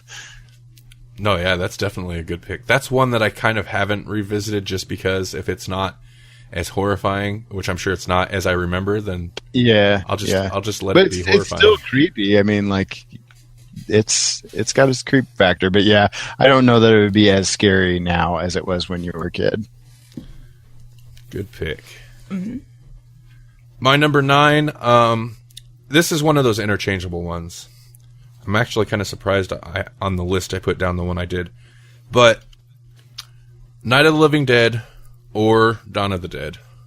The originals of both, of course. Actually, What do we do if we have one of those? Yeah, So that we don't have bleed over. No, it's fine. We can just, I guess, hold. We don't have to go into it as deep when we get to it on your list. Okay. Okay. But yeah, I'm kind of surprised I put down Dawn of the Dead. I must have changed my mind last minute because I was going to put down Night of the Living Dead because I think Dawn of the Dead is fantastic, and I mean Night of the Living Dead kind of introduced the modern, the old modern zombies, and I think as a horror, I think Night of the Living Dead is much creepier to me. It's a much creepier movie. It's black and white. There's a lot of just bizarre angles, a lot of Dutch angles, but not necessarily in the cheesy way. In the this is a dark, like a barely lit house, and we're just going to throw a camera up here in the corner, and it's like I just like the way it's made. Right. But Dawn of the Dead almost feels like it establishes how a lot of the zombie genre movies. It establishes the formula of how zombie genre movies are, how they follow. You've got the mall thing, a bunch of people actively searching out where they're going to hold up guns and stuff like that. Whereas Night of the Living Dead is more just like, still the siege thing, but I don't know. Dawn of the Dead, it's like you almost feel like they could almost make it, whereas Night of the Living Dead, I don't know if I ever felt like Barbara had a chance. Oh yeah, Barbara did not. So I guess honorable mention, not that I don't know that this would. Oh, Did you screw yourself up? a little bit. Okay, my number 9 slot is Dawn of the Dead. Forget Night of the Living Dead. It's Dawn of the Dead. Okay. Haha. oh boy, And then the remake. The remake's okay. It's I enjoyed it. I kind of like the gun shop owner guy. yeah. I mean, Like it's that whole interchange was interesting. yeah. It's pretty good. It brought us Zack Snyder. Oh, maybe I don't. Maybe I don't care for it so much. Snapping necks, I don't think that taking was names. okay. So yeah, Dawn of the Dead. Okay. My number 9 is The Thing. The Thing. Yes. Yeah. John Carpenter's The Thing. Yes, John Carpenter's The Thing. Which is also a great movie. I'm not going to say everything on my list is a great movie, but That one is. The thing is, yeah. But that is, it also has, earlier, others in my list have similar type things, but The Thing where you can't stop it. Sorry. You can't trust your friends or your family. You don't know who is evil, and that's super creepy to me. How do they put it? I guess sometimes they say the enemy within, but that almost seems like You are already a bad guy. yeah. Yeah, no. But yeah, that's a great horror theme that comes up many times because I think that plays on a primal fear that affects us as a people. Yeah, and that was why it was scary to me as a child, and I mean, not so much anymore, but none of them are really scary to me anymore, except maybe my top two, and that's not even that's completely different, and I'll get to that when we get there. The effects and the makeup on the thing are amazing. Yeah, the thing is actually one that's in my my honorable mentions because I love it, but I honestly didn't see it until just recently. Like a couple of years ago, I went with Dave, and we saw it on the big screen when they were doing a sanguinary showing of it. Really? Yeah, and so I was like, so I love it, but I didn't feel like like I don't know it well enough to say it's one of my top. It definitely has more than a little bit of my respect. It's huge, so it probably should be one of my favorites, and probably will be as time passes. But yeah, just because it's like brand new, and I feel like a poser claiming it. Well, I don't know. I wonder how it comes across to someone that's new to it. It totally holds up. He's never seen it till recently. Really? Yeah. Yeah, Oh. that's why it's not on my list. Is just I feel like a poser trying to claim it when I just recently watched it. But it totally holds up. It's it's dated, but it's not.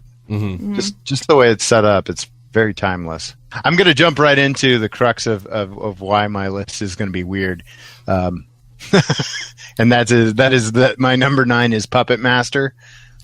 Okay. Okay. You had to know that was coming. Yeah, for sure.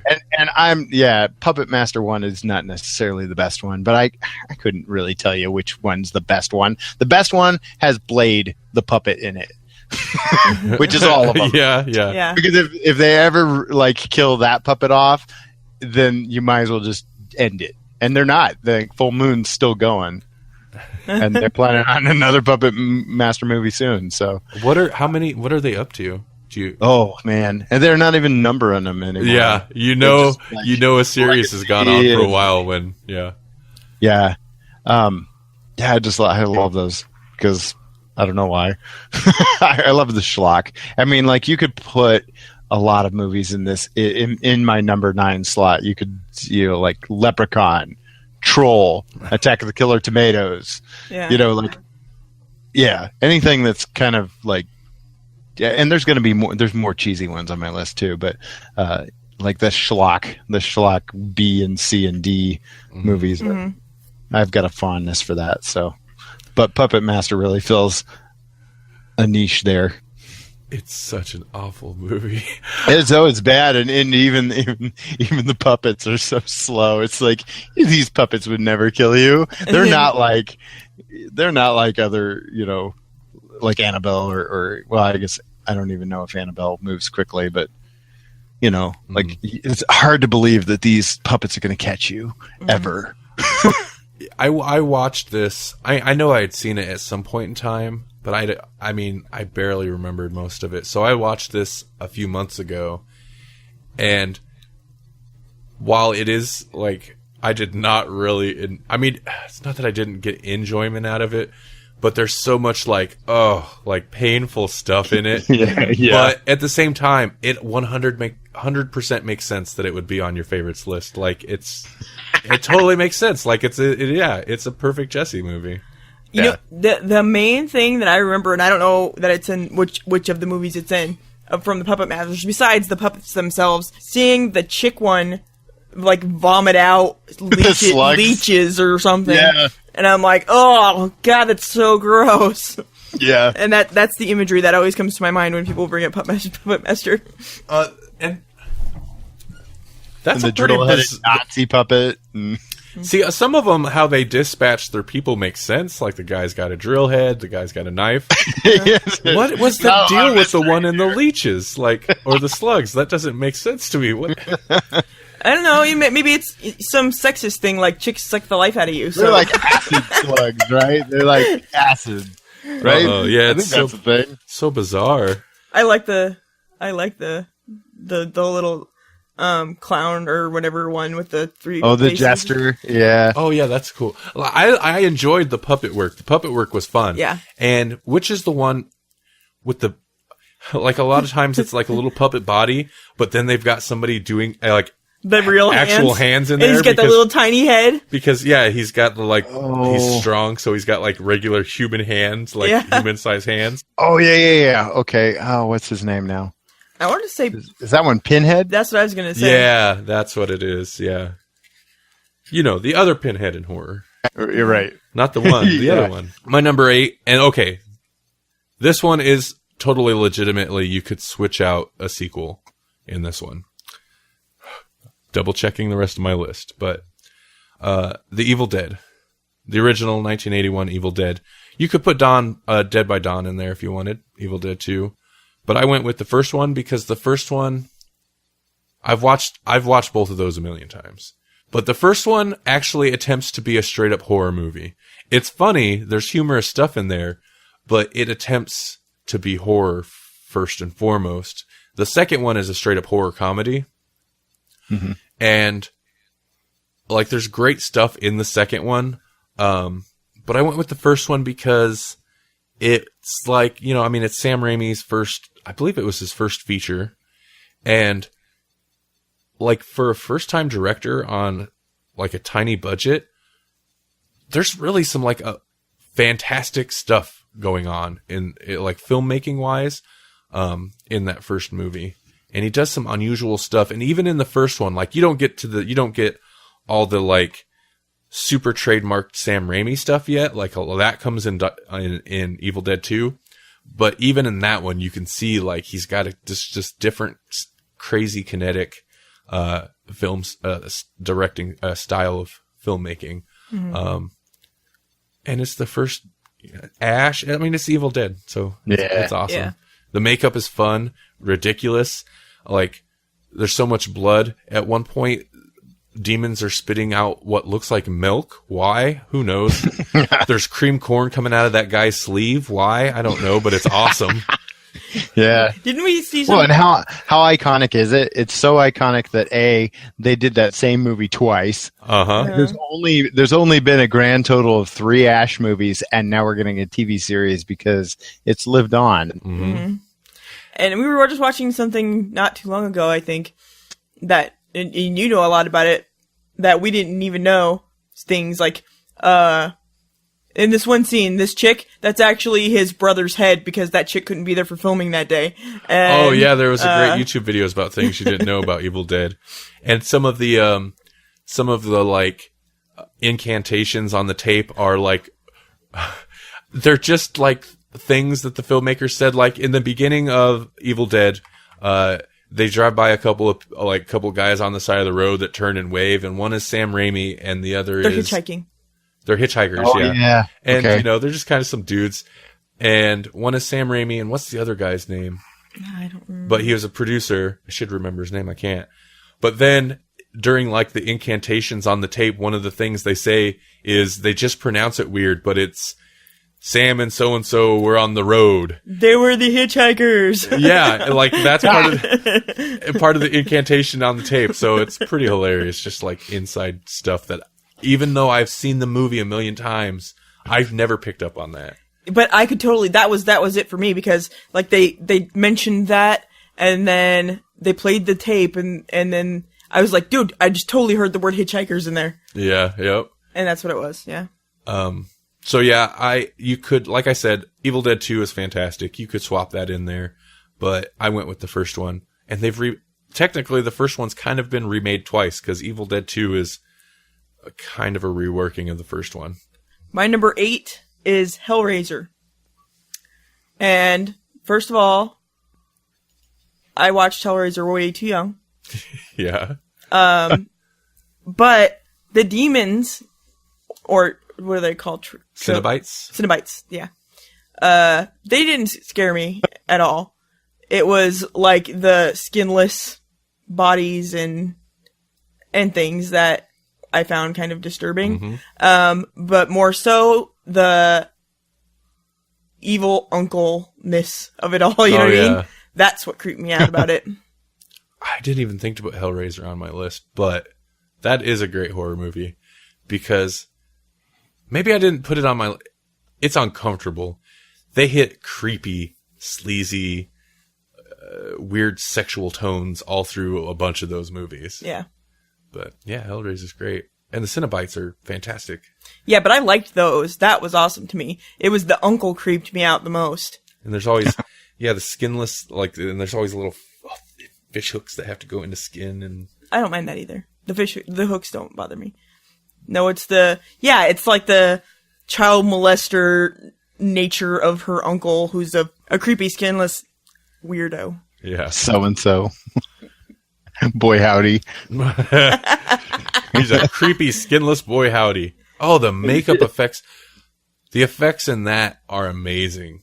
In the first one, when he's like growing out of the floor, Yeah. like it's pretty fantastic practical effects. Mm-hmm. All right. And her stepmom was an evil so-and-so, too. Mm-hmm.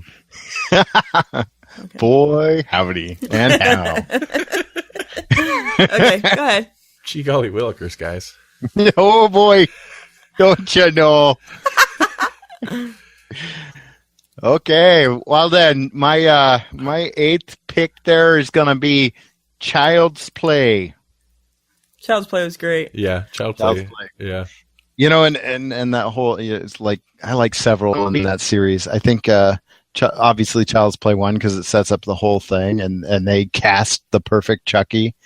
I love the most recent one. I think Curse of Child's Play has been one of my favorites in a long time. But I think, I don't know, between 1 and 2, you know, like I think 1 was great setting it up, and then 2 just kind of nailed it.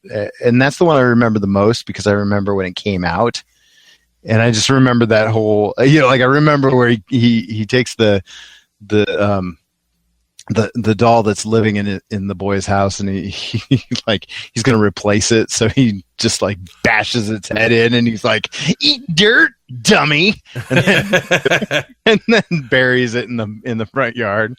Mm-hmm. So yeah, Child's Play, maybe number 2, maybe Curse of Child's Play. I don't know.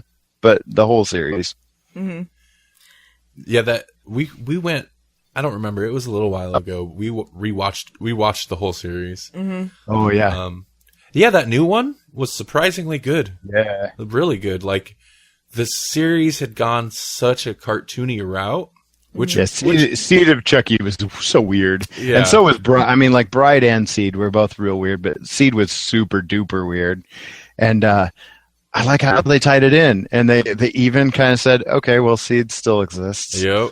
Yeah, Yeah, I was like, "Really?" I thought it was a whole reboot, and it wasn't. And I was like, "Wow." Yeah, they totally play it like a you know, a dark reboot, and then they don't. They just tie it all together. Mm-hmm. All right, man. The classics hitting the essentials. Yeah, yeah. Okay, my number 7 is Night of the Living Dead. I kind of messed up my list earlier because I'm surprised I put them both on there, but apparently I feel both Night of the Living Dead and Dawn of the Dead are good enough that they deserve their own spots. So Dawn of the Dead was 9. My number 7, Night of the Living Dead, we talked a little bit about it already, so there's not a whole lot to say. But, you know, and there's Zombie Butt, so. Zombie Butt. 1968, although I always thought it was a 69 movie, but 1968, yeah, they're coming to get you, Barbara. It's fantastic. Mm-hmm. Yeah. I'm glad that George Romero was able to find success with 2 of the sequels anyway. Since some weird thing, they didn't copyright this or whatever happened, and it basically immediately went into public domain, so they kind of lost out there. But yeah, great movie. Not a lot to say. The score is crazy, weird, electronic, just weird sounds. Mm-hmm. The mother in the basement gets murdered. That is actually like a legitimately weird, creepy scene. Yeah. And in a way, like I think George Romero's a good director, but Night of the Living Dead kind of always led me to think like, whoa, like he's doing some really interesting different things. And then you watch his other movies and they're, from a directing point of view, is kind of standard. So Yeah. it must just have been the production. Mm-hmm. In a way, I think I like the feel of the weird angles and maybe, you know, being like they had worked on a lot of commercials and stuff like at the production company, but maybe since this was their first feature, they didn't really know how to go about things. And I think that works for the better in this movie. Mm-hmm. That's it. The remake, also there's a 1990 remake. What? Yeah, there's a 1990. They tried to remake The Night of the Living Dead. But you know what? It actually works. I think it's really good. I mean, I don't think it's as good, but it was directed by classic horror makeup guy Tom Savini. Oh, okay. I don't know that he's directed a lot of films, but it works because it hits all the essential, it hits the essential things, like scenes that it needs to, but then it intentionally diverts from, for example, Barbara in the original she's a useless character. She kind of gets traumatized and then she's no good the rest of the movie, and then bye Barbara. In this one, she ends up at one point, she starts off like Barbara, but by the end of the movie, she's in combat boots and oh no! Wife beater. They did a Sigourney Weaver thing with her. Yeah, they make her really tough, but it works. And the remake is totally worth watching. The 1990 one. I feel like a bad nerd because I didn't know that. I don't think it doesn't get a lot of cover. I don't think a lot of people do know it. You know what I mean? I don't think it was super popular, but it was before the people got interested in zombies again. Mm-hmm. Yeah, 1990 kind of seems like a weird time because there was the zombie explosion, and that seemed to, by 1990, I think that was pretty much done. It was big in the 70s and 80s. And then the 90s was kind of the zombie dead zone. That was Return of the Living Dead 3 and 4 or whatever? Oh, yeah, when, I need piercings so I can feed. Oh, my God, that was so insane. Yeah. So it was a weird time for zombies. They were going through a transitional period. big time, yeah. Yeah. So, yeah, there we go. All right, 7? Yep. Okay, and I just real quick want to poke some fun at you, and don't have much to say about it, and then 12 minutes later. Okay, but anyway. I'm sorry. I can't help it. I know. Alien. Ooh. And I say Alien, but and I like all of the movies. Alien, the first one was amazing, but honestly, and I had a conversation with Randall about this when I was talking about my list. The second one is more of an action movie, but I find that one scarier because if you want to have aliens on your list instead of Alien, go for it. No, I'll just say Alien is fine. Alien is scary, but Aliens 2 or Aliens scared me a little more, and it was just because there were so many of them, and the creepiest sound in the world is that little thing going bleep, bleep, bleep, bleep, bleep, bleep, bleep, bleep, bleep, bleep, bleep, bleep. They're the coming from every direction. And it made me have a panic attack. It's claustrophobic, yeah. Yeah, I think, and I don't remember if Jesse and I talked about Alien specifically either, but I think... Yeah, we did. Yeah, I had similar conversations with both of you guys about a couple movies. Yeah. Just genre stuff. Yeah. Yeah, I had some issues with that, and then in one other movie that I'm I don't know how much of a horror movie it is, but that's gonna be my number one. But I suppose, if it scared you. Yeah. Yeah. That's why it's my number one. They're both good movies. Well, piggybacking that for 7, we talked about 7 and how it's not technically a horror movie. Mm-hmm. And my number 7 is also Night of the Living Dead. Nice segue. It was awfully interesting that we both picked that one for 7. But yeah, classic. Probably one of the few black and whites. We even and piggybacking that conversation even further, I think you mentioned that Psycho was considered a horror movie. Mm-hmm. Yeah, same kind of vein. And those are the main 2 black and white classic horror movies I can think of other than the Universal monsters that I've seen. Yeah, I don't know what else to say that you didn't already say. So I just really dug it. No, I mean that we're gonna do that. Well, it's already been talked about twice, and Well, iconic. Moving on. Piggybacking your Psycho mention in black and white, my number 6 is Psycho. Oh hey, Psycho is weird. I in terms of genre because I think of it as a horror movie, whereas 7 I wouldn't necessarily think of as a horror movie. Really? Right. 7 feels more like, I mean, there's a lot of horror stuff going on, but 7 feels, I mean, it's not really procedural, but it feels more like a crime drama because you're following the police officers. The whole movie, you're not even following the victims. You're following... Oh, the movie 7. I was thinking you were talking about your number 7. No, 7 the movie. Oh, okay. But Psycho plays, I mean, Psycho is an early slasher, really. Yeah. It's got the great turner, like, where you're following the main character who, like, intentionally casts this very famous actress and then kills that character off and switches to the killer for a large part of the movie. The killer himself is, I mean, I don't know. There's not, it's Psycho by the original, of course, by Alfred Hitchcock, not the, speaking of remakes, that was, don't waste your time with that thing. But I love Hitchcock movies. He did a lot of suspense. There's only 2 Hitchcock movies I could think of that would fall into horror, and that would be this and The Birds. right. And I like The Birds, but I like Psycho so much more. I think there's some brilliant stuff. There's some interesting things, like when the one detective gets murdered, and they do that weird, he's like stumbling down the stairs thing. Oh yeah. Hitchcock will occasionally do something where you're like, at least my reaction is like, I don't know that worked, but I appreciate the weird thing you're trying to do there.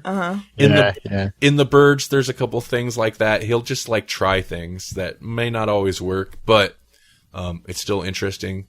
And there's a lot in that movie that does work. It's a masterwork. It's fantastic. My number 6 is The Shining. The Shining. Yes. Ooh yeah. Speaking of masterworks. And that again, Right. And that again, like Hellraiser, has a lot. Just mostly it's the family stuff. Angry, insane fathers. And you don't like Jack Nicholson. I detest Jack Nicholson. That's so strange. But this is like the perfect Jack Nicholson role for you then. Yeah, it is. Because he's a creepy, evil, and I want nothing to do with him. Get me in that word. Okay, take that word out. It doesn't seem like a bad word to me.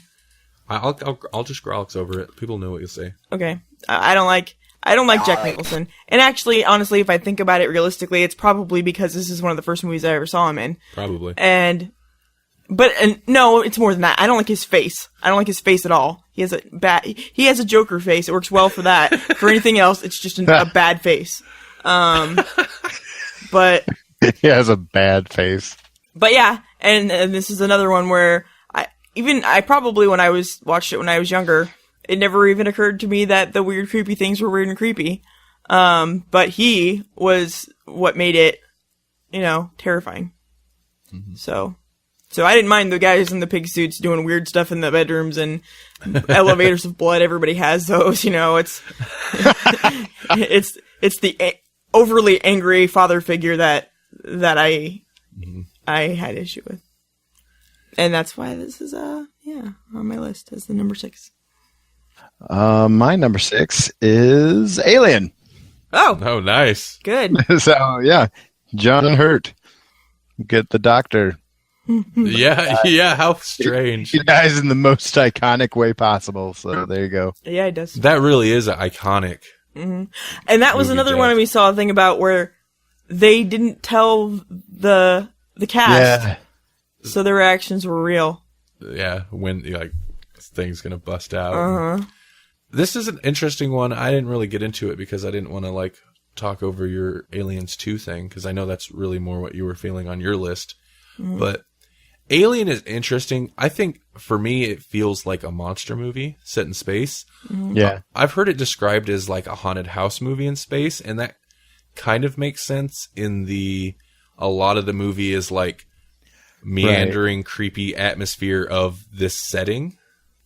But it feels more like a monster. It's almost like a monster slasher thing in space. Yeah. I guess a monster movie is kind of slasher, only it's not a psycho killer, it's a monster, but you know. Yeah.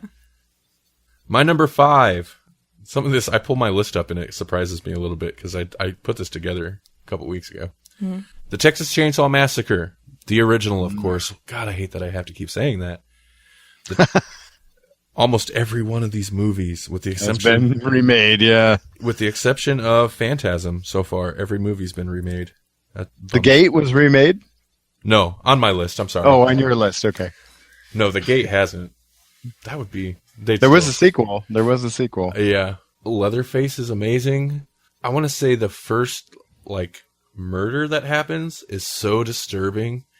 I'm not sure how familiar you guys are, but the guy that takes the hammer to the head. And then doesn't that guy, like, and starts flop around? flopping. Oh, it's horrible. Yeah. But, low budget, shot on, I don't know what film stock it's shot on, but I think part of the creepy factor is it almost looks like an old documentary style, like, production, where it's such a, like, minimal type production that, you know, it's all natural light and just super creepy. There's, like, no likable characters. No, right, yeah. But, I mean, in this case, that's fine. It works for it.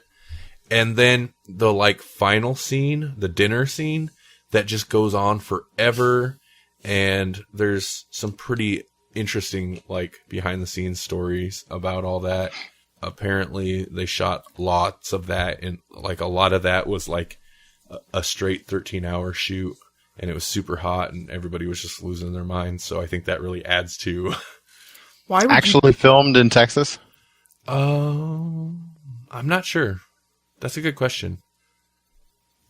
I would think they would, but I'm not... You'd think so. For Yeah. authenticity, but maybe not. Yeah.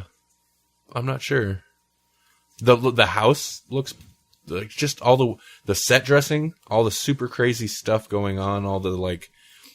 skeleton furniture, like furniture with like bones strapped to it, like it's obviously Leatherface's weird handiwork, you know. I mean, it could be another of the family members, and they pull the grandpa down from upstairs, and it's just this insane, weird, like super old guy, like makeup. It's so bizarre. Speaking of grandpa, he is going to be in Omaha at Scream in the Dark Film Festival on October 16th, 17th, and 18th. That is amazing. Yeah. That is awesome. I think there's a couple other folks from Texas Chainsaw Massacre and among other things, but yeah. I like that he's just Grandpa. Grandpa's going to be it. Well, yeah. I mean, if you throw it, yeah. Yeah, no, if you know you're talking about Texas Chainsaw Massacre, Grandpa's all you need. Right. Because the movie's so strange, it takes a couple really weird turns, you know, with the characters. But then, like, they bring Grandpa out, and I think that you go upstairs and see Grandma at one point, like, and you're just like, what are these people? I'm fairly certain the first time I saw it, I thought he was dead. Yeah. And then he's not. Well, and I think that's part of the craziness, because it does seem like, and these people seem like the type of people that would keep the corpse of a family member strapped to a chair and be like, bring them out for dinner once in a while. But then, yeah, the lips start moving and you're like, oh my God, what is going on? I don't know how many sequels this movie has, and it also has a remake and a prequel to the remake. I've unfortunately seen the remake and the prequel to the remake. And I've seen 2 sequels to this movie. Yeah, me too. I'm not sure how many sequels they made directly off of this. At least 2, obviously. But I want to say there was another one. But part 2 is worth watching. I think it's a crazy movie. They go for more of a comedy, which is a weird turn. But I guess if you think like Evil Dead 2 type thing. Was that the one with the like whole underground? Yeah. Okay. And it's got Dennis Hopper as he's a cop, but his name is Lefty Enright. It's like it's such a weird turn for a sequel, but there's a lot of fun in that. There's not a lot of fun in this, but it's the sound, like the the music is just these weird sounds that sound, you know? Uh-oh. Okay. So yeah, Texas Chainsaw Massacre. That was what, number 5? Yes. Okay. My number 5 is The Fly. Not the original. The, 80s version with Goldblum. Goldblum and, Davis, yeah. Gina Davis. David Cronenberg movie. Yeah. Right. Yeah. And, you know. Good job, Cronenberg, Morty. Yep. I generally don't like Cronenberg. But this one, Body horror, man. yeah, it is. They're the pulling out his teeth and bleh, bleh. The Fly is a good movie, and I've seen it many times growing up, but I do not enjoy it at all. And It's horrible. so Yeah. it's creepy in if you were in his situation with the stuff falling off and things changing and whatever. It's creepy if you're anybody else and you see that happening and then he starts vomiting on you and your leg disintegrates. But for me, it's especially creepy if you're the chick and you're pregnant. Oh, yeah. And Yeah. that's the most horrible What a horror thing. show. Yeah. So there's my number 5. That movie messed me up a little bit, too, when I was Yeah. younger. It's such a downer, too. Oh, man. Oh yeah. When that one's one of those weird ones that's like Alien, where it's like, well, was that a sci-fi? No, it's totally horror. Uh-huh. I mean, it's both, but it's, even though it's super heavily like about teleportation and mutation and all these things, it's scary. I think almost everything that falls kind of in horror that Cronenberg's done, it's always like a sci-fi horror thing. A lot of my list is sci-fi probably, Yeah. but so what? No, that's fine. Yeah, they lend themselves pretty well to each other. All right.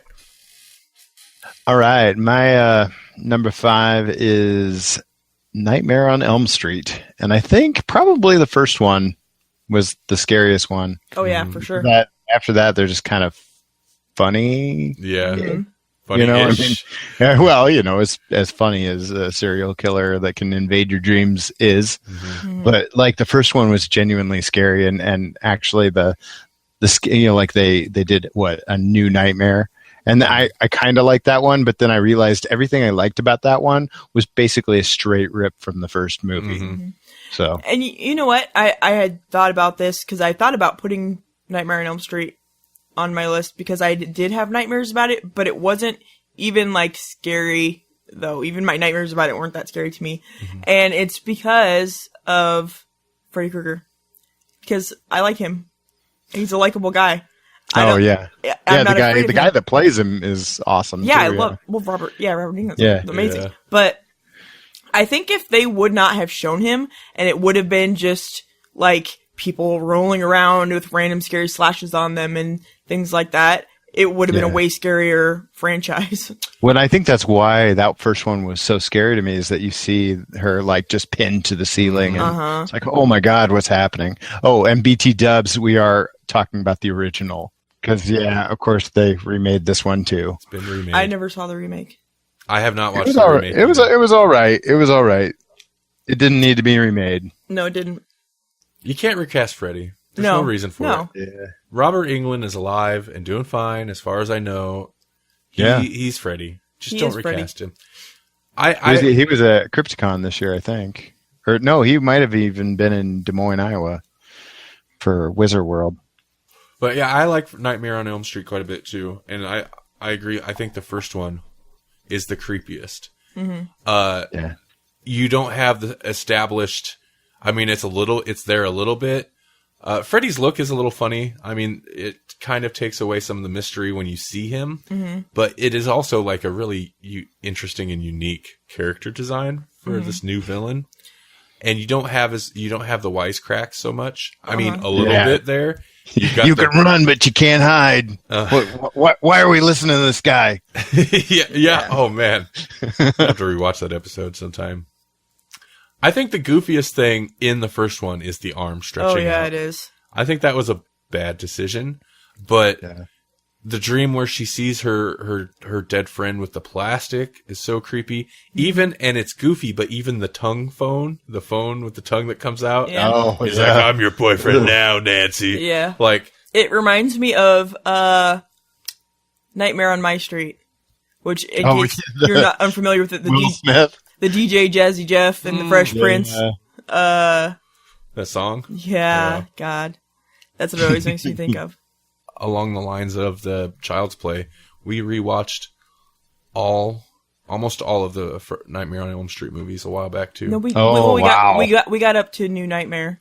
Yeah, we didn't watch Freddy vs. Jason because that movie's awful, and we didn't watch the remake. Yeah. Maybe we'll watch the remake sometime. Yeah. But It's all right. It's not gonna. I mean, it feels like a whole new franchise because obviously it was supposed to be or whatever. But Yeah. this is not my segue. so that makes it almost bearable. This is not my segue, but speaking of Jason, Friday the 13th also remade. So, and they're sounds like they're working on rebooting it again. Yeah. I don't know why. Yeah. Number 4, speaking of movies that have been remade, Halloween, 1978, the original John Carpenter movie. I love this movie. I watch it pretty much every year. Last year, I think I watched it a little too much. Maybe. Was it last year? I think I watched all of them, and there's a lot of them I hadn't seen. There's hate- some that are real bad. I hate them all. I hate all the sequels. Oh You yeah. do not. No, I like part 3, Yeah. but that's because that is not a Michael Myers story, and I like that idea. And that movie bombed because people are like, "What's this?" But the music is great. The sequels are terrible. John Carpenter admits he only wrote and produced the second one because he owed some money. I like the one with the little girl, and the only reason really I can say that I like that is because then when they made the one with Jamie Lee Curtis all grown up, that one, whichever one that was, H2O. Yeah. I think it was that one. I'm like, hey, that's the one that played that little girl from that movie because that's my evil talent that I don't know. I am always like, hey, that person used to be in this movie when they were like 3 years old. I can tell by their face because I'm weird. That girl was in the remake as well. Oh, Wait, maybe it was the remake then that I. Yeah, that girl, the little girl from 4, 5, and 6, or 4 and 5. Maybe it was just 2 of them that she was in. Was the friend of the main girl in the remake, and she was the daughter of the cop. Yeah, daughter of the cop, and she died. I hate the sequels because I think it ruins the Michael Myers character by trying to put any kind of backstory to him. Yeah. Oh yeah. I think it was a mistake to make Jamie Lee Curtis's character his sister or adopted sister or lost sister, whatever. That was a mistake. I like the idea that if you watch the first one and you're looking for any kind of reason, the only reason he seems to single her out is because she went to the house. Yeah. And dropped off the keys towards the beginning. And I like that idea. But yeah, I just love that movie. It's fantastic. Last year, I think I watched it 3 times because I watched it twice, and then they were doing a screening. One of the movie theaters in town was playing it, so we went and watched it again, which was awesome. Yeah, that would be worth it. Yeah. But the third time around, you're like, okay, I'm really feeling like the long passages of nothing that happened. Sure. Yeah, the things that are just like cool, like cinematography. Yeah. But settings pieces. Yeah. It nails a Halloween feel. I'm glad that they went with that. The original title was just The Babysitter Murders until they realized, I don't know who come up with it, but somebody was like, hey, nobody's ever called a movie Halloween before. And they're like, well, we got to do that. Yeah. And then you've got the John Carpenter nods. Like in this, one of the movies the kids are watching is The Thing from Another World, the original Thing. Before John Carpenter remade it as The Thing. And it's just great. Yeah. The music has inspired many of your works. Yeah, but yeah, John Carpenter music is great. All right, sorry, that's it. For Okay, that. what was that for? Yep. Okay, my number 4 is Invasion of the Body Snatchers. And this, again, is not the original, because that's, like, way, way old, I think. Yeah, 50s or 60s? 50s, I think. I don't know. Yeah. What I don't even know which one it is that I'm talking about. You're talking about this... Wait. Are you talking about the 80s or early 90s No, one? before that one. Although I do like that one. I love the thing. You're talking about the 70s one. Yeah. Okay. And that, again, is the not being able to know or trust the people around you, or, you know, and also kind of just, like, being afraid all the time. That was that for me. It's a great pick. Yeah. That movie's been made 4 times. That's because it's such a good idea. The first 3 are pretty good. Like, the 80s or 90s one The one I made you watch? has some iffy moments, but there are some great things. Oh, I love that one. But I had already been afraid of the other one prior to that. But I loved that one. There was lots of good stuff in it. Besides the screechy, screamy thing that I love. The bit where they know that she knows, and they're like, it was Jennifer Tilly, even, I think. Oh wow. Oh, okay, That said, interesting. she's like, where are you gonna go? Where are you gonna run? Where are you gonna hide? Nowhere, because there's no one like you left. And I'm like, that's so fantastic. Yeah, you're right. Yeah, it was her. But yeah, you're right. That's a good creepy. That is one thing in horror movies that really does get me. There's nothing you can do and nowhere you can go. Yeah. That is one of the scariest things, if a movie can nail that feeling. Which ties into your Aliens as well. And yeah. And several other things. all my top ones, basically. Okay. Jesse? Okay. Yeah, mine. Let the Right One In. I love Ooh, that movie. yeah. Wait, Yeah, is this it- is one of. That's the. Was it Swedish? Okay, yeah. Swedish. It's the original Swedish version, based on. I think the novel was Swedish too. Regardless, the movie is Swedish, and yeah, so it's all subtitled. I don't know. I like the American version, okay, but you just can't top the original. And I feel like they either the book was so graphic or the new one just aped the old one, because there's like even right down to the way that the apartments look. They're all like in that kind of 70s, slightly grungy looking, like fake wood and panel kind of setup, you know? So, yeah, I don't know, like this one, and it has a lot of those shots, kind of like what you were saying in Halloween, where it's like setting, like you're just going to watch a car, headlights get closer from down the road. But I just ate it up, like everything about it, and the shadows, and there's a kid or somebody like underneath of a bridge. And then there's these cats, and it's kind of crazy, but like, it's all really creepy in that, I don't know, like there's certain parts of this movie / story that don't even feel like a horror movie, but the parts that do are just crazy. It's a beautiful movie too. Like that's one thing I really remember is the cinematography was fantastic. The lighting is amazing, and the setting, it's cold. And it does have like a 70s, early 80s maybe. I want to say the American one felt a little more 80s to me because of the coat. Well, it was kind of a 70s coat the kid was wearing, but yeah, the setting is fantastic. And it's a quiet movie.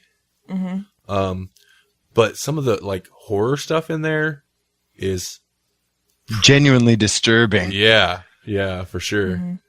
Was it, or maybe it was in both, but I'm not sure if it was in the original or not, the pool scene? I think the pool scene was the original specifically. Yeah, I think so. Yeah, we watched a video or something that played that scene. Yeah, where the camera's with the kid as he's being held under while all the insane like murderous action is going on up top, and you just see like a kid's legs being like dragged across the top of the water and stuff. They almost have to have that one in both, don't they? I can't remember how the American one plays out exactly. Because that's such a pivotal part of the story, I thought. I don't know. I remember the American one. I do remember it specifically in the original, though. The American movie, I remember being interestingly, like, well made for an American horror movie, like compared to most horror movies that we produce over here. But compared to the original, not as good. Oh, well, and they trimmed a lot out too, I think. I think it was much shorter. It was quicker. It was, yeah, excellent pick. I was not expecting that one. Yeah, that's one of my favorites. All I had to do was look at my wall and go, oh yeah, that one. Yeah, that's fantastic. My 2 and 3 could be interchangeable. In a way, my 1, 2, and 3 could be interchangeable. But at this point, these are the greatest horror movies of all time. Okay. Hey. All right. My number 3, I have The Exorcist. Yeah, that's a good thing because we don't have him. It is not a light viewing, but I have seen this movie a million times. I have seen this movie a bunch of times as a child, but there were always certain portions in which my dad would pause it and be like, all right, you guys need to leave for a little bit. And then we'd come back. So there's certain little things I had never seen, but I had seen most of the movie as a kid many times. And then I got old, I don't remember when I would just be able to watch it. But, so there's very shocking things in this movie. Directed by William Friedkin, who is kind of a maniac to his actors, apparently. But it gets good results. It's so strange. Like, you start this movie in, I don't remember what country. But it's like a Middle Eastern country or some type of desert. And the whole first part, you're like, what is this? Like, what is going on? And it's just creepy atmosphere.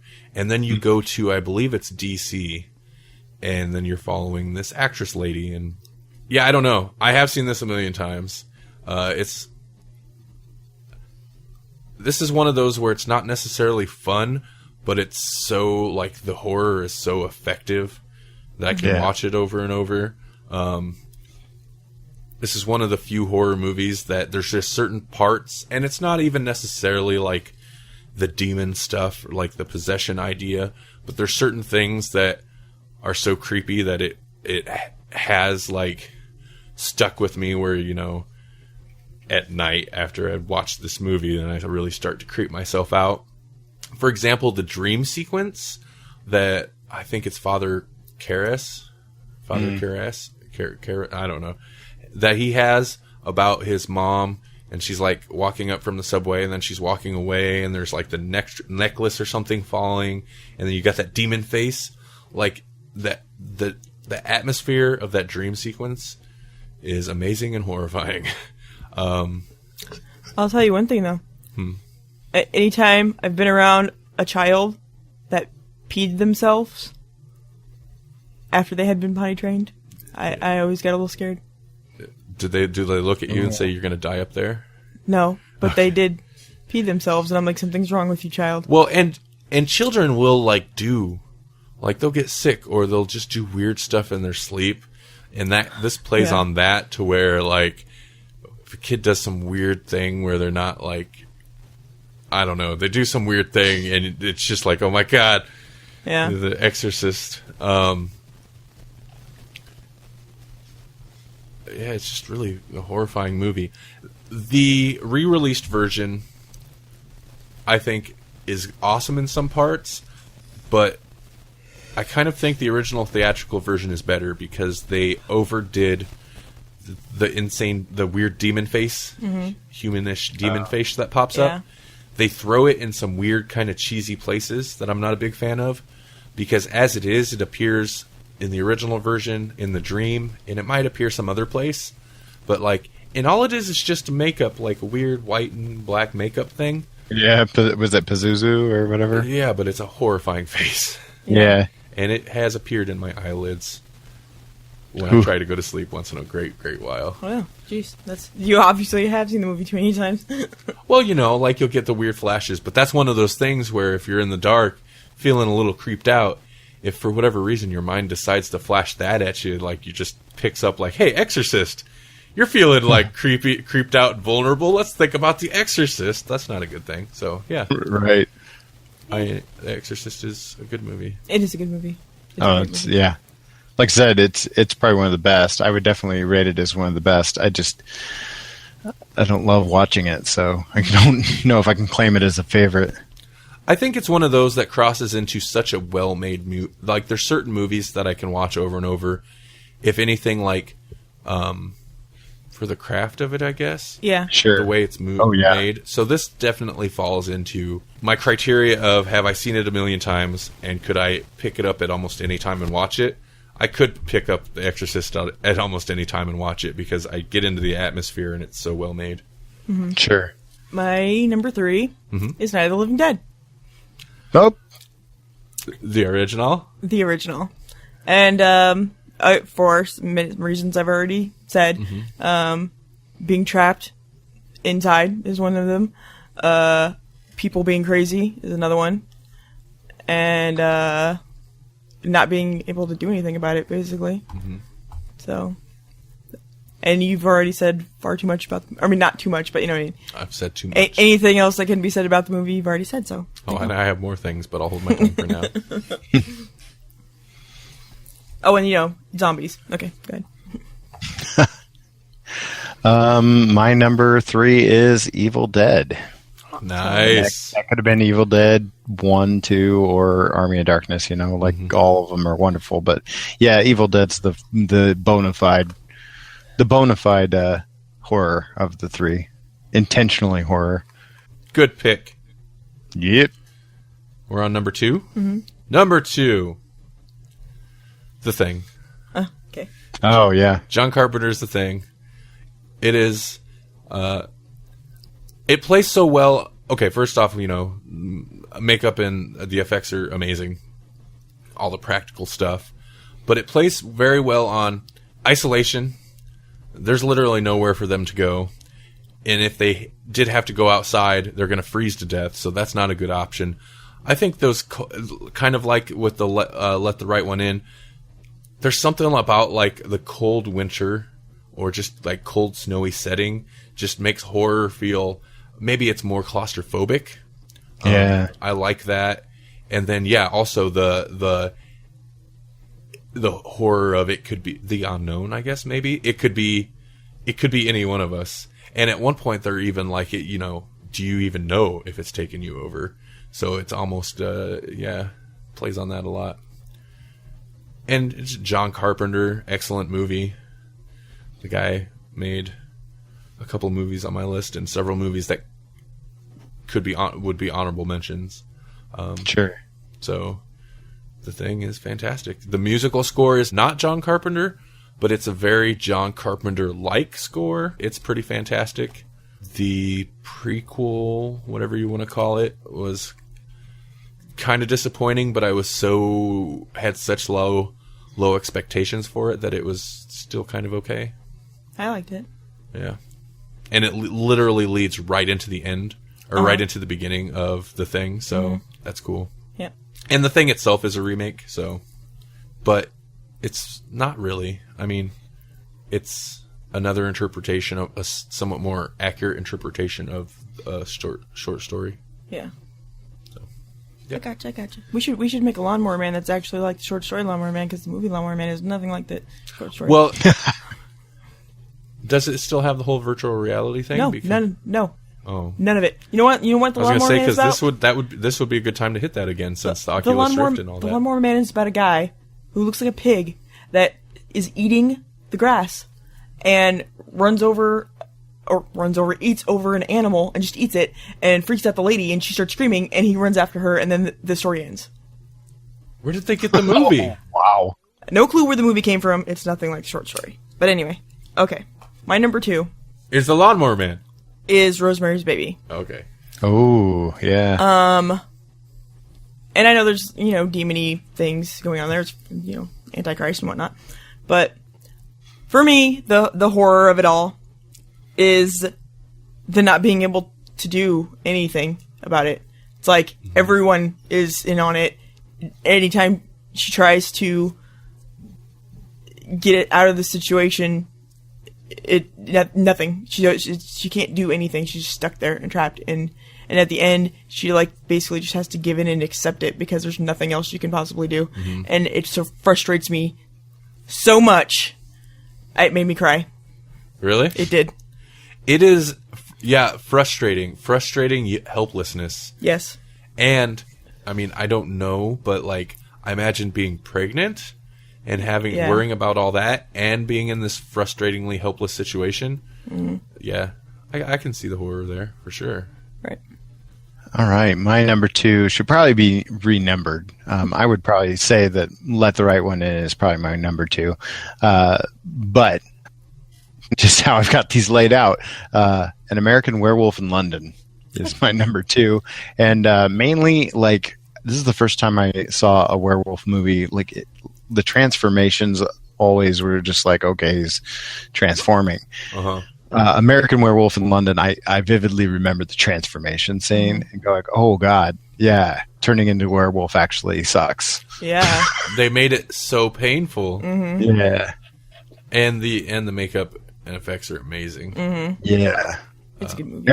It's probably, as far as werewolf movies go, I mean, werewolf movies are hard to get right. Mm-hmm. Uh-huh. But this is one where it's okay, yeah. Probably my favorite werewolf movie. It's the werewolf movie, really. I mean, yeah. And it's got a lot of really dark humor. Mm-hmm. That's fun. The makeup, his friend, the makeup all around is pretty amazing. Yeah. At one point, if I remember right, there's that insane scene where there's this crazy car pile up and it's just a gory slapstick horrible mess. Oh yeah, yeah. And he has this weird dream or something where some Nazi-esque mutant things break into some house or something. Am I thinking right? I think so, yeah. And it's so bizarre. That messed me up as a kid. Yeah, yeah. Of all the things, that dream, if they hit a dream sequence that's right, that it can be horrifying. Good pick. I like that one. So, yeah, I don't know if it's necessarily my actual number 2. I would probably swap this one down to number 4, but I liked it. It's good. It's good. Is it my turn? Yep. Number 1. Number 1. My number 1 favorite horror movie, because I think it's incredibly creepy and super well made, is The Shining. Yeah. Again, snowy winter isolation apparently is something that really triggers some feelings of dread in me. Stanley Kubrick is literally a genius. Mm-hmm. It's so well made, and the atmosphere. It's another. I do appreciate the quiet, tense build up. I like Jack Nicholson, but he does have an evil face, and this is the perfect role for him. And it's not even him being angry all the time. There's the scene where, what's the kid's name? I can't remember. The kid goes to wake him up. He goes and wakes him up, and they he's just sitting. He's already sitting up in the bedroom, and they have this back and forth.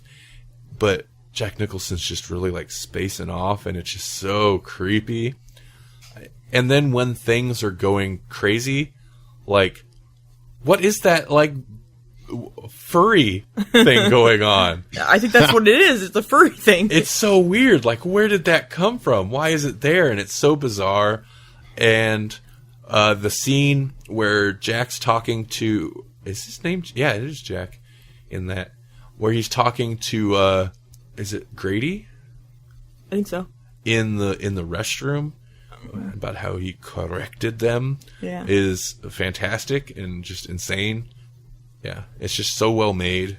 If you enjoy The Shining, a worthwhile watch, although I think a lot of these theories are taking some serious leaps in logic. I think it's Room 237 is the name of a documentary, and it's just about people's kind of some of them are pretty out there theories about hidden messages and ideas behind the movie. Some of them are pretty seem legit. But yeah, it's great. It's my number one, I think. Yeah. And I was, real quick, just want to add, I think, I don't know, Kubrick or whoever, it's based on... It's based on Stephen King. Well, whoever, because I don't think I've ever actually read The Shining. I've read a lot of Stephen King, but I don't think I've read that. So one of the two of them had either an alcoholic or abusive or both father, because... Oh, no, that's Stephen King, because that's seems to be extremely recurring theme. Yeah. Oh, yeah. But knows how they are. And how people react to them, especially. Mm-hmm. Yeah. Shelley Duvall is lost her hair. Yeah. Well, that's another one where Kubrick is not necessarily the most fun director. Was not necessarily the most fun director to work for, because he would be abusive to the actors in order to get the performances they want. Mm-hmm. Oh yeah, he was infamous for doing thousands of takes. Mm-hmm. Yeah. Supposedly Shelley Duvall was so stressed out during the filming that she was losing her hair and stuff. Yeah, but all the performances. I mean, there's not that many characters, but all the performances are fantastic. Mm-hmm. Even the kid. Yeah. I mean, most of the time he just looks spaced out, but kid actors generally aren't that great, so it's pretty good. Okay, my number one. I might have to do a little bit of explaining, possibly, because I don't know that people will be familiar with it. Because first of all, I don't think it's considered a horror movie. I don't know what it is considered, but it's not a horror movie. But I've seen the movie and read the book, and I don't recall which came first. But I cried through both in frustration and, like, I don't know, hating the world, maybe. Okay. But it's Johnny Got His Gun. Oh, okay, yeah. Huh. And if you don't know anything about it, read the book or watch the movie. But it's a soldier that basically stepped on a landmine and wakes up in the hospital, and he takes a while to realize, I guess, but he doesn't have any arms or legs or a face, basically. And can't communicate with the world. And he's blind and deaf as well. Yeah. He doesn't know when he's dreaming or when he's awake or what is going on, and he's trying to communicate with Morse code to, like, the nurses and doctors around him. Mm-hmm. And when he finally somewhat is able to, they take that nurse away, and he has to start over from the beginning, and it's horrifying to me. That's the worst thing that could possibly happen to me. I would lose my mind instantly. Mm. So that's my number one, because that's that would be my real life nightmare right there. Well, some people might be familiar with it through, there's that Metallica song basically about that, and the video, I believe it has clips of the movie. Yeah, it has clips of that movie in there. Yeah. Huh. That's definitely like a real life thing, but I mean that's a real life horror, so I would count it. I don't want to watch that. Right. Yeah. It's too heavy. It's too heavy. I'll take my Exorcist over that. Yeah. Well, and a lot of his memories are sad too, like falling in love with this girl and then, and then being shipped off to war, and the war stuff is pretty sad also, and like his nightmares are really bad. Like he's laying there and he's like feels like there's a rat on him, and he's like, is there really a rat on me, or am I dreaming this? I don't know if I'm awake or whatever. That's a bummer of a movie. Yeah, it's a bummer of a movie, and it's one of the things that I really actually fear in life. Yeah. Heavy. Yeah, it is. Well, that's why I was kind of hoping we would go from number one down, because I didn't want to end it on a big bummer. Right. Jesse? What you got? Lighten the mood, Jesse. Come on. Oh, man. I don't have a lot to say about mine either. It's Halloween. Oh. It's my number one. So, kind of similar to Let the Right One In. It's just a beautifully shot film. Mm-hmm. Low budget, obviously. Low budget. Yeah. I mean, it was a low budget movie that there were other slasher movies before it. Yeah.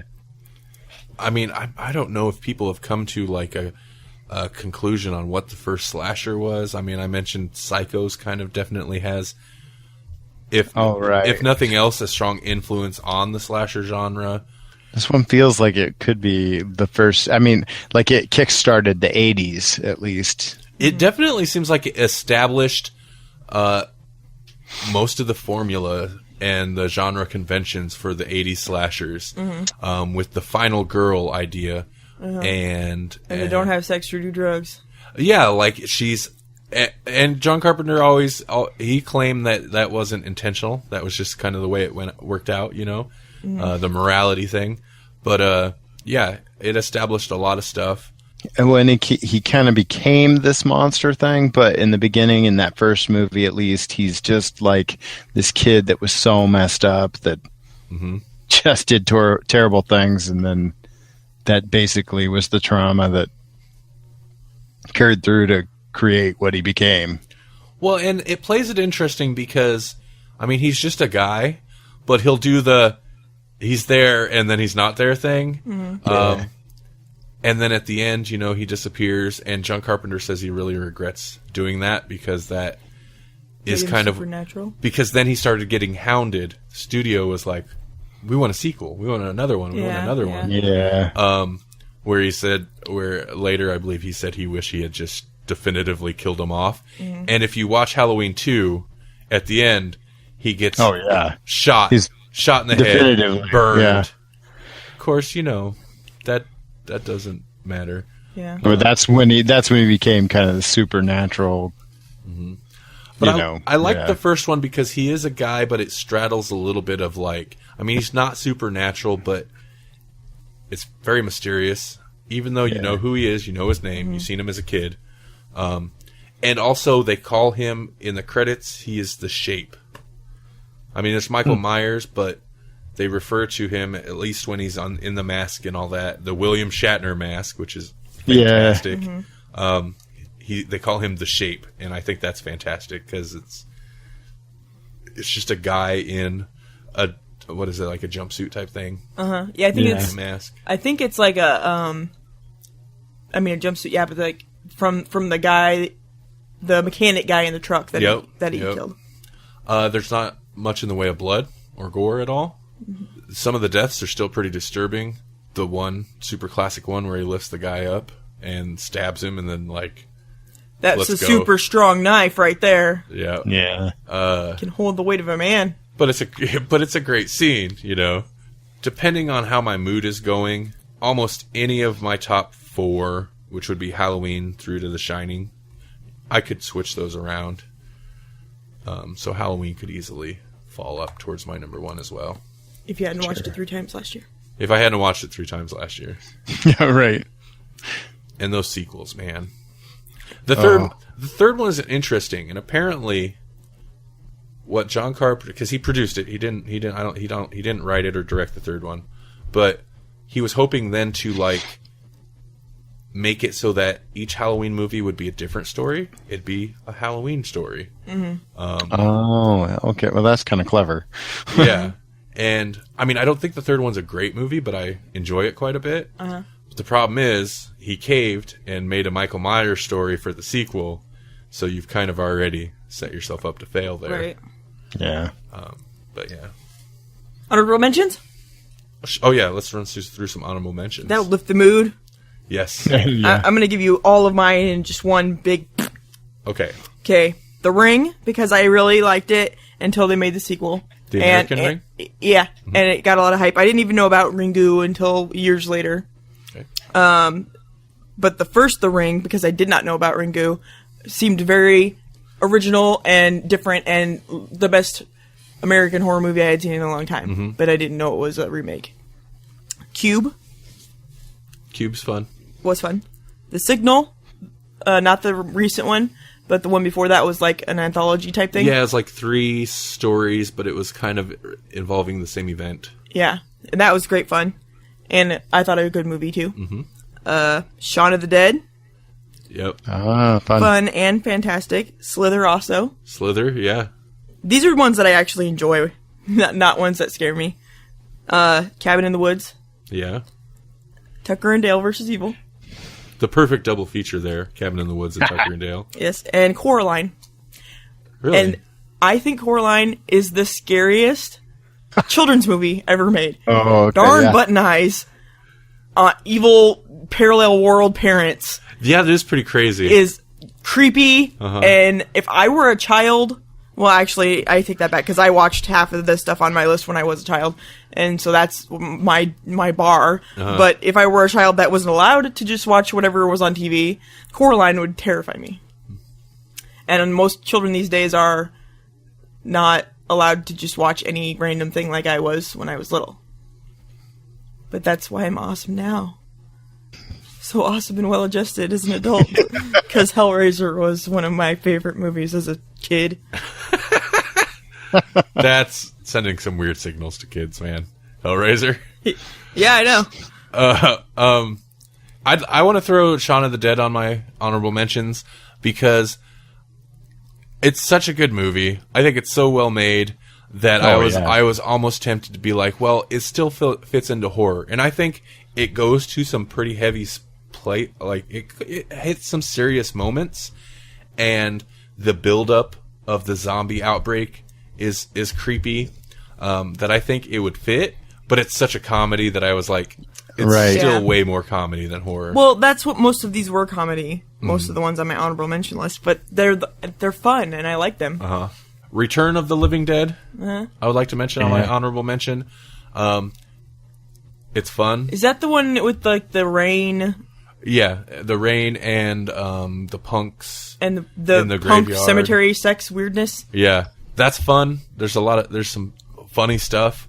The zombie makeup is pretty awesome. That weird, and that's the one where the zombies are like brains. The crazy zombie that they pull out of the canister in the basement. The makeup on that whole. And I mean, it kind of weirded up the rest of the movies, but it also established, which I kind of enjoy, that they are basically immortal. Shooting them in the head doesn't really do anything. They're just gonna always eat you. Mm-hmm. And which makes them scarier. That one, strangely enough, is one of the scariest. Like, at least when I watched it when I was younger, and I think I watched that before I watched Night of the Living Dead, which is weird. But they kind of like made it an unofficial sequel to Night of the Living Dead. But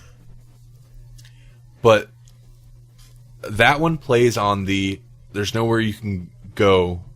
It's just doomed. That really, like, in a way that creeped me out. With the end, where particularly the people that end up in the attic and there's zombies, there's nowhere they can go, and then I think they get bombed at the end. But that plays on. That movie cemented to me what was scary about zombies, even the slow moving ones, because if they get you cornered or you're surrounded or locked up somewhere, there's nowhere you can go, and they're not going to stop. Yeah, and it's that inevitable doom, and nothing you can do. Yeah, so. I'm sure I had others on my honorable mention, but I can't think of them offhand. Basically, almost anything, with the exception of Johnny Got His Gun, that you guys mentioned, that I don't have on my list, would go on my honorable mentions. Sounds like a cop-out. Dude, there's probably a billion more, but I figured you guys would have enough good movies that I could throw in the fun, not really so much horror movies as my honorable mention, because... Oh, Reanimator... Yeah. Oh, yeah. Like, that's just fun and gore and twisted, but it's awesome. Mm-hmm. Did you actually have Leprechaun on your list? No, it's kind of, I just threw it in with Puppet Master, but it would have been on my honorable mentions because I love all those crazy schlock movies. Yeah. I don't know how many of them I actually watched. I watched a few of them, but I wouldn't say it necessarily scared me, but I remember after watching whichever of the Leprechaun movies it was, whenever somebody sneezed, I made sure that I was like, bless you, right away, so that they couldn't get taken by a leprechaun. Just in case, Yeah. That's good, covering all your bases. Okay, yeah, my honorable mention included Exorcist and The Thing. The Thing because I was a poser, and Exorcist because the reasons I've already stated. And then I got a whole bunch of them, like Warlock. Like, I love the Warlock movies, but they're not great, so they don't make the 10. Yeah. No, these other ones, like, really could, other than I have idle hands. Oh, yeah. Okay, sure. Because it's just basically just a knockoff of Army. Well, you know, him chopping his hand off in Evil Dead. So, and it's another, like, pretty much horror comedy. Yeah. But I also have Salem's Lot, which is one of my favorite Stephen King horrors. Oh, Pet Cemetery. Yeah. And Cujo, and I mean, like, there's a lot of good ones, but There were. like, yeah, they're all kind of fringe. So, Omen. Oh, The Omen. Yeah. Also remade. I can't say this word. Amityville Horror. Oh, Amityville. Yeah. Wow. Yeah. And then we kind of went back and forth on what about Silence of the Lambs. So it made my honorable mentions because I kind of feel like it's a thriller, but boy, it's creepy. So he is kind of a monster. I don't know. A lot of people do consider that. There. A lot of people do consider that a horror movie. I think I'm probably in the minority of thinking it's more of a thriller. I don't know. I mean, I think you're right, but it's probably one that it's in the Venn diagram and it's probably right there on the border. Yeah. And then just because they probably deserve to be on my top 10s, but I don't love any one of them more than the other. Nosferatu and the Universal Studios monsters. Oh, nice. Yeah.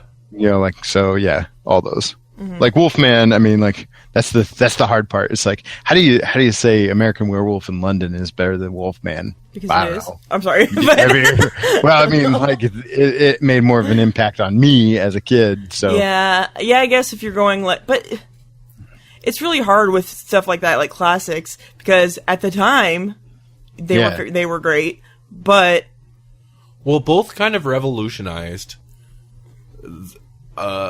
makeup effects in horror movies.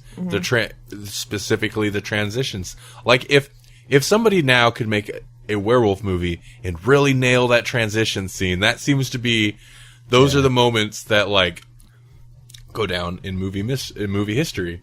I think if I had to pick a favorite of the Universal Studio monsters, it's probably the Wolfman. It's a tough call because they're all pretty good. I mean, they're classics, so I guess they're really good. But as far as ones that I still enjoy, that I really enjoy, and I'm not like I'll put it in and then watch for a while and then go, I got some stuff to do. But the Wolfman I can usually watch start to finish, no problem. Does the Abbott and Costello Meat series count? Well, I mean, they're fun, yeah. But werewolf movies are so well done that my niece the other day was like, werewolves aren't real? Why not? I mean, they're just animals. They're people and animals. Yeah. Yeah, animals are real. People are real. Why not? I like that she was living in a world where werewolves were real. I know. In her reality, there was such a thing. They're at least as real as the Easter Bunny and probably less scary. Yeah. There's Easter Bunny is creepy. That's one of those things that I don't know. I mean, I know the Easter Bunny isn't real, but I have vivid memories of hearing noises in the hallway and looking out and seeing a big furry foot, and it scared the crap out of me. Oh, I remember. I think I've had that same kind of deal, and that was like when I found out that all of the, all the things weren't real. I was like, that was the hardest one for me to handle because I was like, no, I swear I saw a foot. I did. I swear I did. I remember it so well. And it scared me because I'm like, no, that's not what it should be like. It shouldn't be a giant furry foot in my doorway scaring the crap out of me. Oh, another one that could have, would have been on my list that's kind of sort of sci-fi is Communion with Christopher Walken. Wow, yeah. It's like one of my favorite Christopher Walken movies too. And it's not actually on my list, but it just occurred to me. It should be. It's really creepy. I think we were talking about that a short time ago. Melanie's never seen it. We might have been. I don't think I have. Melanie never seen it. I'm gonna have to dig it up and Oh, is that on my list of movies to watch? I think so, yeah. Yeah, I know. I never have seen that, and somebody on the internet told me that you have to watch it just for the one scene of Walken doing something or saying something. I can't remember now. Well, that's any Walken movie. But You gotta watch it for This that is one like- scene of Walken. This is the epitome of Walken being scarier than the things around him. Yeah. like the idea of aliens, of alien abduction, and what terrible things are happening is terrible, but it pales in comparison to how creepy he is. That one that works on the kind of level of a lot of alien abductions play well on this, of creepy, dreamy sequences where the characters don't know if that really happened or not. Yeah. And that's just a creepy thing. And I think it kind of taps into dreams where people, like, I was kind of half asleep and there was a thing in my bedroom type thing. Yeah. I mean, it obviously plays on that because alien abductions, that's the scary part, is they take you from your bed while you're sleeping. Or, sometimes when you're out driving on a dirt road or something and you're missing hours. But I made you watch Fire in the Sky, didn't I? I've seen it. I don't think you made me watch it, but I've seen it. I feel like we've had this conversation. Oh, a recent honorable mention, It Follows.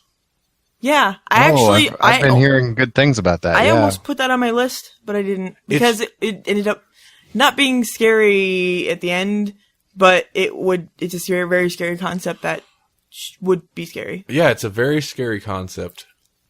Yeah, because it's that you can't get away. And there is 2 sequences specifically, but there's at least one sequence that we went to the theater and saw it, and that really scared just the way it was done scared the crap out of me. I think it ends well. Like, it's kind of ending that some people might have a problem with. I guess you'd say the third act kind of wanders a little bit. But for the most, it starts off super strong.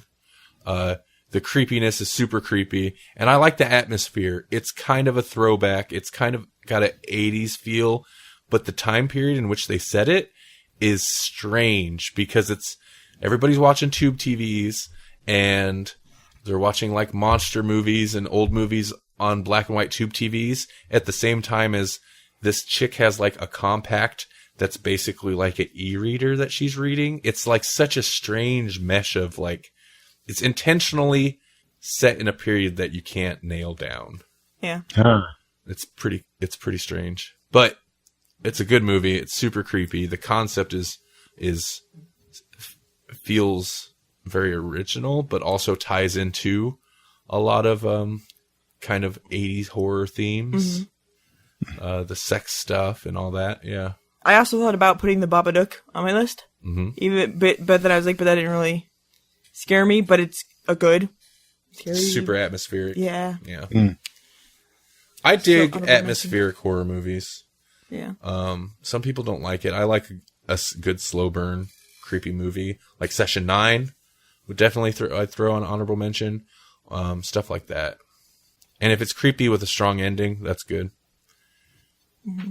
But all right. So many good movies. Yeah, too many. Too many. So that was our extended horror conversation. Yeah, and it's like It's almost 2 in 2 the o'clock morning. in the morning. Yeah, jeez. But if we're going to talk about horror movies, we got to do it over the witching hour. Yeah. Ooh. When is the witching hour? I don't know anymore. Because I've heard it's midnight, but then in one of the witching hour books, I believe they said it was 3 in the morning, and I'm like, geez, that's really late. Depends what time zone you're in.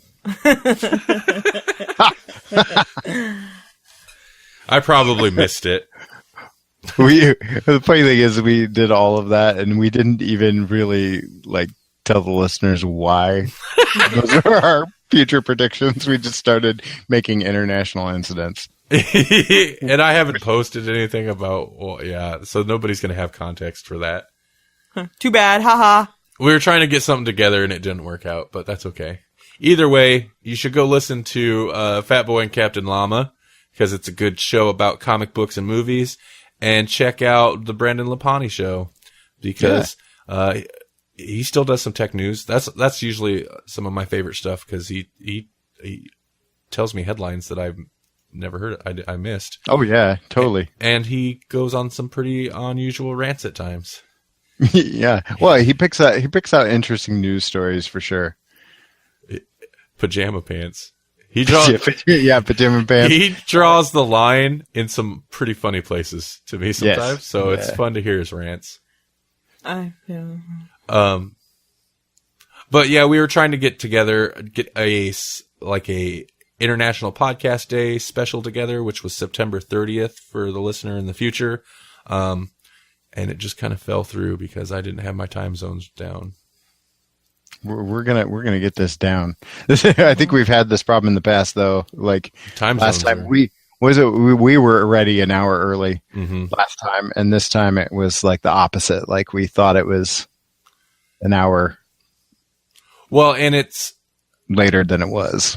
and if it were an hour later or earlier, earlier. If it was an hour later for us, I don't think it would have been as big of a deal. Right. But right. for them, it's the middle of the day when everything's happening. Sure. Yeah. So- So it's kind of tough to carve out time in the midst of, yeah, right over the lunch hour kind of thing. That's when everything's happening. 15 hours is a pretty big chunk of time zone difference to work around. Yeah. Up until this, the most, I think on EMG radio, we had some UK guys on the show, and that's a 6-hour difference, and that's kind of hard to work around, but 15 hours. But you're so flexible, and you'll like, I'll record at 4 o'clock in the morning. I don't mind. I was about willing to do 7 a.m. in the morning tomorrow, but Ooh. I'm kind of glad. I'm upset that it didn't work out, but I'm glad we didn't go for the 7 a.m. thing. Yeah. that would've Especially been hard not to do. considering that It's we're 2 up o'clock right now. now. Oh yeah. That's not happening now. And I'd be up right now even if we weren't recording. So Oh, sure. Yeah. Late didn't bother me.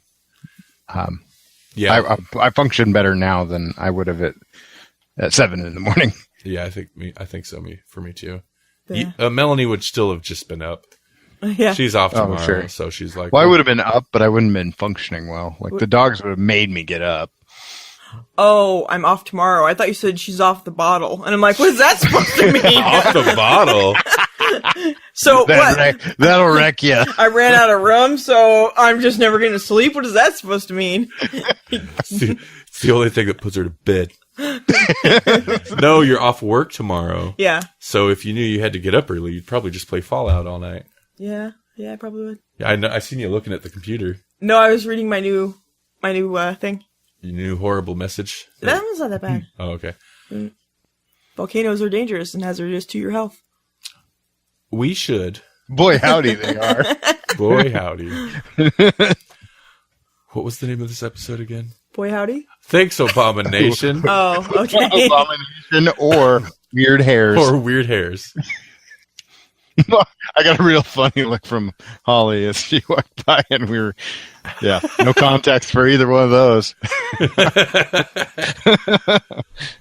I suppose we should end this thing, huh?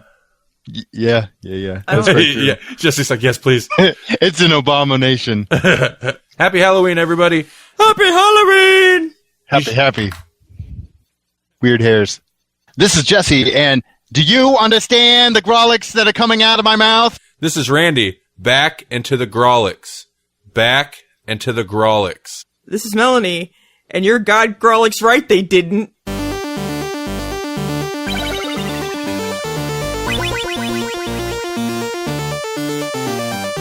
Thank you for listening to the Grawlix Podcast. The Grawlix Podcast is a production of Electronic Media Collective and Vorpal Arrow Studios. This podcast is released under a Creative Commons Attribution, Non-Commercial, No Derivatives 4.0 International License. To hear more, visit grawlixpodcast.com. Follow us on Facebook at facebook.com/grawlixpodcast and like us on Twitter, twitter.com/grawlixpodcast.